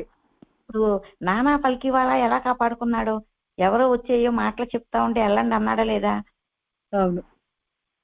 అలాగా నానా పలికి వాళ్ళ ఎంత అందుకే ఆయన గురించి మనకు చెప్తాం నాన్నగారు కూడా. అవును అవును. అది జాగ్రత్తగా ఉండాలి, ఎరుకుగా ఉండాలి. అజాగ్రత్త పనికిరాదు, అది మాత్రం అజాగ్రత్త. నీ ఆఖరి ఊపిరి వరకు అజాగ్రత్త పనికిరాదని చెప్పారండి. చెప్పారా? 24 గంటలు ఏ క్షణానికి ఆ క్షణం. అంటే ఇప్పుడు అజాగ్రత్తగా ఉంటే అహంకారం మనసును స్వాధీనం చేసేస్తుంది. అవును అవునండి. ఏ తలంపు తీసుకొస్తుందో మనల్ని ఎక్కడికి ఈడ్చుకుపోతుందో మనకి. అవును అవును అవును అవునండి అవును. అక్కడ జాగ్రత్తగా ఉండి కొంచెం మళ్ళీ ఎరుక దగ్గరికి వచ్చేసి కొద్దిగా చూడు. మరి అందుకే కదమ్మా ఎప్పుడు ఎన్ని సంవత్సరాలు ఏది మాట్లాడినా సరే మనల్ని ఇంకా అక్కడ తీసుకుపోవడానికే కదా, సత్యం దగ్గరికి తీసుకుపోవాలి. ఎందుకంటే మనందరం అసలు నిజంగా హృదయపూర్వకంగా మనందరం సుఖపడాలని కోరుకున్నారమ్మా. అవునండి అవును. మనందరం అందుకే సుఖపడిపోయాం. అంటే ఒక జ్ఞాని, ఒక సద్గురువు ఒక సంకల్పం చేస్తే అది నెరవేరి తీరుతుంది. మనం అందరం సుఖంగా ఉండాలని ఆయన సంకల్పం చేశారు, అందరం సుఖపడిపోయామండి. మీ అందరికి జ్ఞానం వస్తుంది, కొంచెం అటు ఇటో ఒక జన్మ అటో ఇటో మీ అందరికి వచ్చి తీరుతుంది అంతే. ఇంకా ఆయన సంకల్పం చేశారు, అది అయిపోతుంది. మనందరం ఆ పాత్ర ఉన్నాం, ఆ ప్రాసెస్ లో ఉన్నాం, అది జరుగుతుంది. అయితే మీరన్నట్టు కొంత ఆ విజిలెన్స్ ఉంటే సరిపోతుంది. అదే దీనికే చెప్పారు, కంగారు పడకండి, పండు ముగ్గిన తర్వాత దాని అంతటదే రాలిపోతుంది, పక్వానికి వచ్చిన తర్వాత దాని అంతటా అదే రాలిపోతుంది. మీరు న్యాచురల్ గా మొగ్గాల. నువ్వు న్యాచురల్ గా ముగ్గిన పండు, ఇప్పుడు అంతా ఆర్గానిక్ కావాలంటున్నాం కదా, న్యాచురల్ గా ముగ్గిన పళ్ళు. మరి మనం కూడా న్యాచురల్ గా మొగ్గాలి కదా. అంత కంగారు పడిపోకూడదు, బలవంత పెట్టేయకూడదు మనిషిని, మనసుని. బలవంతం అక్కర్లేదు, కంగారు అక్కర్లేదు, వరి టెన్షన్ పెట్టుకోక్కర్లేదు. నిదానంగా ఉండి సహనంగా ఉండి జరిగే సంఘటన ఈశ్వర ప్రణాళిక ఎలాగో జరుగుతుంది. అది ఈశ్వర ప్రసాదంగా ఏ సంఘటన జరిగినా యాక్షన్ ఉండాలి, రియాక్షన్ ఉండొద్దు అని ఆయన చెప్పినట్టుగా మనం జీవిస్తూ బ్యాలెన్స్డ్ గా ఉంటూ నిదానంగా ఉంటే క్రమేపీ మనం అటువైపు జరగబడతామండి. అవును, అలా నెమ్మదిగా జరుగుతూ ఉంటే మనకి ఇంకా ఏంటి పాజిటివ్ థింకింగ్ వచ్చేస్తుందమ్మా. నెగిటివ్ థింకింగ్ భగవంతుడి సంకల్పంతో రాజీ పట్టం నేర్చుకుంటాం, అలవాటు అయిపోతుంది. భగవంతుడి సంకల్పంతో అది రాజీ పట్టం నేర్చుకున్న వాడికి ఆడికి ఇంకా ఏముంటుంది, మనసు రియాక్షన్ ఏముంటుంది అసలు. అవును అవును. అప్పుడు సత్వంలోకి వెళ్ళిపోతుందండి మనసు. ఇంకా రియాక్షన్ ఉండదు. ఈ తమో రజో గుణాల నుంచి దూరం అవుతాము, సత్వంగా ఉంటాము. సత్వంగా ఉన్నప్పుడు ట్రూత్ కి దగ్గరగా ఉంటాము. ట్రూత్ కి దగ్గరగా ఉండే కొలిది దాని వైభవం తెలుస్తూ ఉంటుంది. సబ్జెక్ట్ తోడు ఉంటుంది, గురువు అనుగ్రహం తోడుగా ఉందని మనకి ఎప్పటికప్పుడు అవగాహన అవుతా ఉండి ఇంకా ప్రపంచ అట్రాక్షన్స్ ఈ ఇంద్రియాల జోలికి వెళ్ళాం అంటే ఇంకా సహజంగానే ఇక్కడ ఏమి ఏదో తెచ్చిపెట్టుకున్నట్టు కాదు, సహజంగా. అంటే సూర్యుడు ఎంత సహజంగా ఉదయిస్తాడో, ఎంత సహజంగా అస్తమిస్తాడో అంత సహజంగా మనకి ఇన్నర్ వర్క్ జరుగుతుంది. సహజ మార్గం నాన్నగారి సహజం. అవునండి అవును అవును అవును అవును అవును. అంటే ఎంత స్వీట్ గా అంటే పోషకాహారం తీసుకుంటే ఆరోగ్యం వస్తుంది, సబ్జెక్ట్ తీసుకుంటే మనకి జీవన్ముక్త స్థితి వస్తుంది. అంతే అంతే. అంచేత మీరన్నట్టు ఆయన్ని స్మరించుకుంటూ ఆయన ప్రక్రియలు, ఆయన చూపు, ఆయన మాట, ఆయన ప్రేమ, ఆయన తలపెట్టుకుంటూ ఆయన చెప్పిన సబ్జెక్ట్ ని అర్థం చేసుకుంటూ మన జీవితం గడుపుతూ ఉంటే ఆ పండగ కింద వెళ్ళిపోతుంది కదా ఆంటీ ప్రతిరోజు. ఒకటయ్యే వరకు స్మరించు అన్న ఛాలెంజ్ చేశారు స్టేజీ మీద. స్మరించు, ఎంతకాలం స్మరిస్తావంటే నాతో ఒకటయ్యే వరకు స్మరించు. మాట చూడు. మరి ఒకసారి వివేకానందుడి గురించి మాట్లాడతా, ప్రేమ గురించి చెబుతా, అసలు పొంగిపోయి పొరిగిపోయి చెప్పేశారు. ఆ ఆరడుగుల దేహంలో ఎక్కడుందో ఆ ప్రేమ, ఎక్కడ దాక్కుందో అంత ప్రేమ. అంటే ఇంత చిన్న హృదయం ఎంత ఉంటుందమ్మా, ఇప్పుడే కదా హృదయం ఉండేది. ఇంత చిన్న హృదయంలో 6 అడుగుల ఆ దేహంలో ఎక్కడ దాక్కుందో ఇంత ప్రేమ. ఆ ప్రపంచానికి ఆ ప్రేమ అంతటిని ఇచ్చేసాడు ఆయన అని వివేకానందుడి గురించి చెప్తా. అసలు ఇంకా అసలు మనం చెప్తే అందం ఉండదు. అంటే ఊరికి నిర్వచనం అలా చేశారంటే, అంటే ఆర్గన్ గుండె చిన్నదే అయినా స్పిరిచువల్ హార్ట్ సముద్రం కదా. అది సముద్రమే, ఊరికే నిర్వచనం చేయడానికి అలా, అంటే ఇష్టం మీద, అంటే భక్తుడి పట్ల ఆప్యాయత మీద, ఇష్టం మీద అలా నిర్వచించారనమాట. అంటే ఇష్టం ఆపుకోలేక. చూడడానికి 6 అడుగుల విగ్రహం కదా, అది 6 అడుగుల రూపం కదా, చూడడానికి ఆ రూపంలో చిన్న గుండె కదా ఉన్నది. ఎక్కడుందో ఆ ప్రేమ, అది ఆ రకంగా తీసుకొచ్చారమ్మా. అవును అవును. అసలు ఇంకా అవి పొంగి పొర్లిపోయారు ఆ రోజు కూడా. ఎక్కడికక్కడే అంటే రాముడి గుడికి వెళ్తే రాముడి గుడి, కృష్ణుడి గుడికి వెళ్తే కృష్ణుడు, ఇంకా అసలు పండుగ వస్తే సుబ్రహ్మణ్య షష్ఠి వస్తే సుబ్రహ్మణ్యేశ్వర స్వామి, క్రిస్మస్ వస్తే జీసస్, ఒకటి కాదు కదా. అంటే ఇంక అసలు అంటే భగవంతుడితో తాదాప్యం, సృష్టితో తాదాప్యం, మొత్తం జీవరాశులతో తాదాప్యం, అంటే ఇంకా అంతా ఆయన అయి ఉన్నప్పుడు ఇంకా మనకి సర్వస్వం చూపించారండి. అంటే భౌతికంగా ఎలా ఉండాలో చూపించారు, మానసికంగా మనం ఎలా ఉండాలో చూపించారు, దానికి అతీతమైన వస్తువు గురించి దాని అందాల గురించి చెప్తూ దాని రుచి చూపిస్తూ అది చూపించారు. నువ్వు ఇంక ఏ లోకానికి వెళ్ళినా నువ్వు ఇదంతా దేనికి చేస్తున్నావు, చనిపోయి పుణ్యం వస్తే ఏదో ఒక స్వర్గానికి వెళ్దామనో లేకపోతే వైకుంఠానికి వెళ్దామనో, ఈ ఆస్తో జీవిస్తావా, ఏముంది అక్కడికి వెళ్తే, నీ మెరిట్ని బట్టి అక్కడికి వెళ్తావు, ఈ శరీరం పోతుంది, ఒక సూక్ష్మ శరీరం ఇచ్చి అక్కడ అనుభవింప చేస్తాడు నీ పుణ్యానికి, ఏదో సుఖమో ఏదో స్వర్గమో అనుభవింప చేశాక మళ్ళీ నువ్వు ఇక్కడికి రావాల్సిందే. అంటే నీ ఖాతా ఖర్చు అయిపోగానే మళ్ళీ నువ్వు వచ్చి శరీరం తీసుకుని మళ్ళీ సాధన చేసి పొందవలసిందే. ఎప్పటికైనా నువ్వు ఆ ఈశ్వరుడు, హృదయంలో ఉన్న ఈశ్వరుడితో నువ్వు ఐక్యం అయ్యి, అంటే నువ్వు దాంతో తాదాప్యం పొంది అక్కడ నీకు రివిలేషన్ అయ్యే వరకు ఈ జన్మ మరణ చక్రంలోంచి నువ్వు బయటకు వచ్చేది లేదు. ఇందులో ఉన్నంత కాలం నీకు దుఃఖం తప్పదు. ఈ దేహాత్మ బుద్ధి నిజం కాదు, ఈ డ్రామా నిజం కాదు, ఈ సినిమా నిజం కాదు, ఇది నిజం అనుకుని నువ్వు ఎన్ని జన్మలు జీవిస్తావు ఇలాగా. నీకు విరామం విసుగు రావట్లేదా, నీకు వైరాగ్యం ఎందుకు రావట్లేదు? నీకు వైరాగ్యం వచ్చి నువ్వు నిజంగా అసలు భగవంతుడు విలువ తెలుసుకుని అదే కదా ట్రూత్, అదే శాంతి, అదే సత్యం, అదే సర్వస్వం అని నువ్వు తెలుసుకుని ఈ సత్యం ఎరిగి నువ్వు అటువైపు వెళ్ళిపో. నేను వచ్చిందే అందుకు, నేను అక్కడికి తీసుకెళ్లేదాకా నేను నిద్రపోను అన్నారు. మరి ఎన్నిసార్లు భూమి మీదకి వచ్చామో మళ్ళీ ఇంకా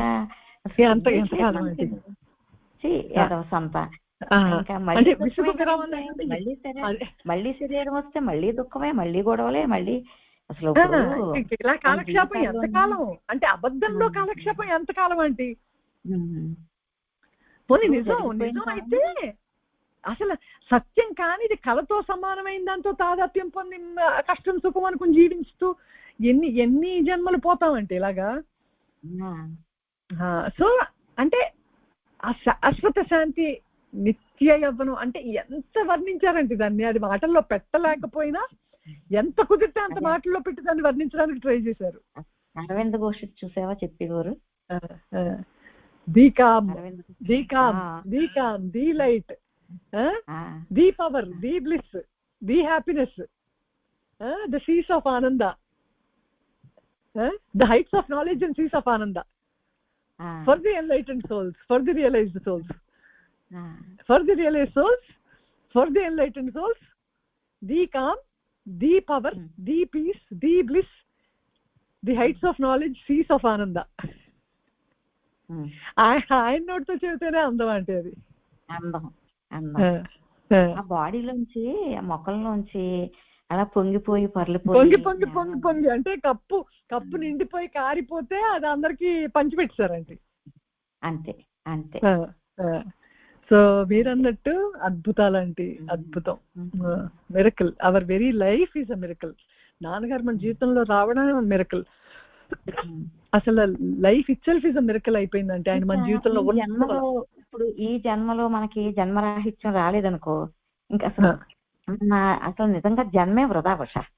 అవును అవునంటే, అందుకే సత్య జ్ఞానము లేని ఈ జన్మ ఫలమేమి ఒప్పగా రావేలా అరుణాచల అన్నాడు భగవాన్.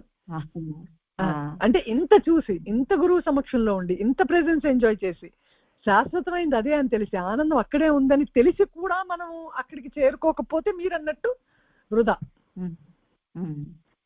పోనీ బోల్డ్ టైం ఉందా అంటే మన అందరికి ఒక్కొక్కరికి 50 ఏళ్ళు, 60 ఏళ్ళు, 70 ఏళ్ళు వచ్చేసినాయి, అయిపోయిన శరీరం కాటికి దగ్గరగా ఉంది. అవును, కాటికి దగ్గరగా ఉంది. ఇప్పుడైనా మరి కళ్ళు తెరుచుకోకపోతే ఎక్కడ మెలకు రావాలి? హృదయంలో మెలకు రావాలి. అవునండి, అవును. తట్టండి తెరవబడను. నువ్వు ఒత్తిడి ఎలా పెడతావు? నీ ప్రవర్తనతోని, నీ అంటే నిరంతర స్మరణ చేస్తూ సబ్జెక్ట్ అవగాహన చేసుకుని నువ్వు అప్పుడు నువ్వు అక్కడ హార్ట్ సోర్స్ లో ఒత్తిడి పెడితే అది నీకు రివీల్ అవుతుంది. అక్కడ తూకం పెంచుకో, అందుకే అన్నారు నీ తూకాన్ని పెంచుకో, నీ భక్తిని పెంచుకో, నీ విశ్వాసాన్ని పెంచుకో. నీ తూకాన్ని పెంచుకుంటే నీకు అది రివీల్, తట్టండి తెరవబడుతుంది. అక్కడే ఆ సోర్స్ దగ్గరే. బయట తలుపులు కొట్టద్దు, ఇంకా లోపలే. Beautiful aunty.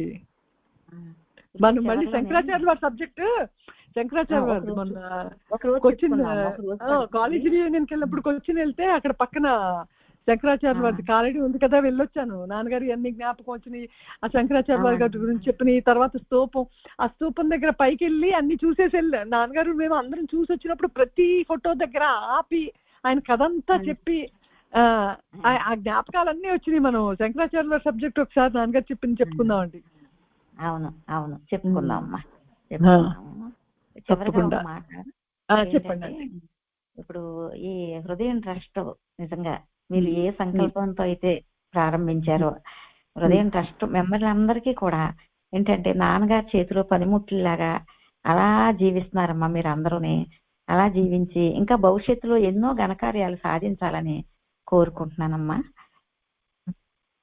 ఇంకా ఆ సంకల్పం కూడా ఆయనదే అనే జీవిస్తున్నాం అంటే అంచేత ఇదిగో ఆయన పని ఇంకా అలా చిరకాలం అలా జరిగిపోతూ వెళ్ళిపోతుంది అనే. ఎందుకంటే ఆయన శాశ్వతం, మనం కాదు. ఆయనలో మనం శాశ్వతం అవుతాం ఎప్పుడైతే మీరన్నట్టు ఆయనలో మనం శాశ్వతంగా కలిసిపోయి ఆయనగా నిలిచిపోతామో అది ట్రూ బర్త్, మంది ట్రూ రీబర్త్ అంటే. అప్పుడు దాకా ఏ పని చేసినా ఆయన దయలో జరుగుతోంది. ఇక్కడ ఎవరు వ్యక్తులు ప్రధానం కాదు, ఓన్లీ నాన్నగారు పని అలా ఇంప్లిమెంట్ చేసుకుంటున్నారు అంతే aunty. Thank you aunty, thank you. ఓం శ్రీ నాన్న పరమాత్మనే నమః. అరుణాచల శ్రీరమణ రూప శ్రీ నాన్న గురుదేవా, అరుణాచల శ్రీరమణ రూప శ్రీ నాన్న గురుదేవా. భక్తులందరికీ నమస్కారం అండి, ఉంటాము.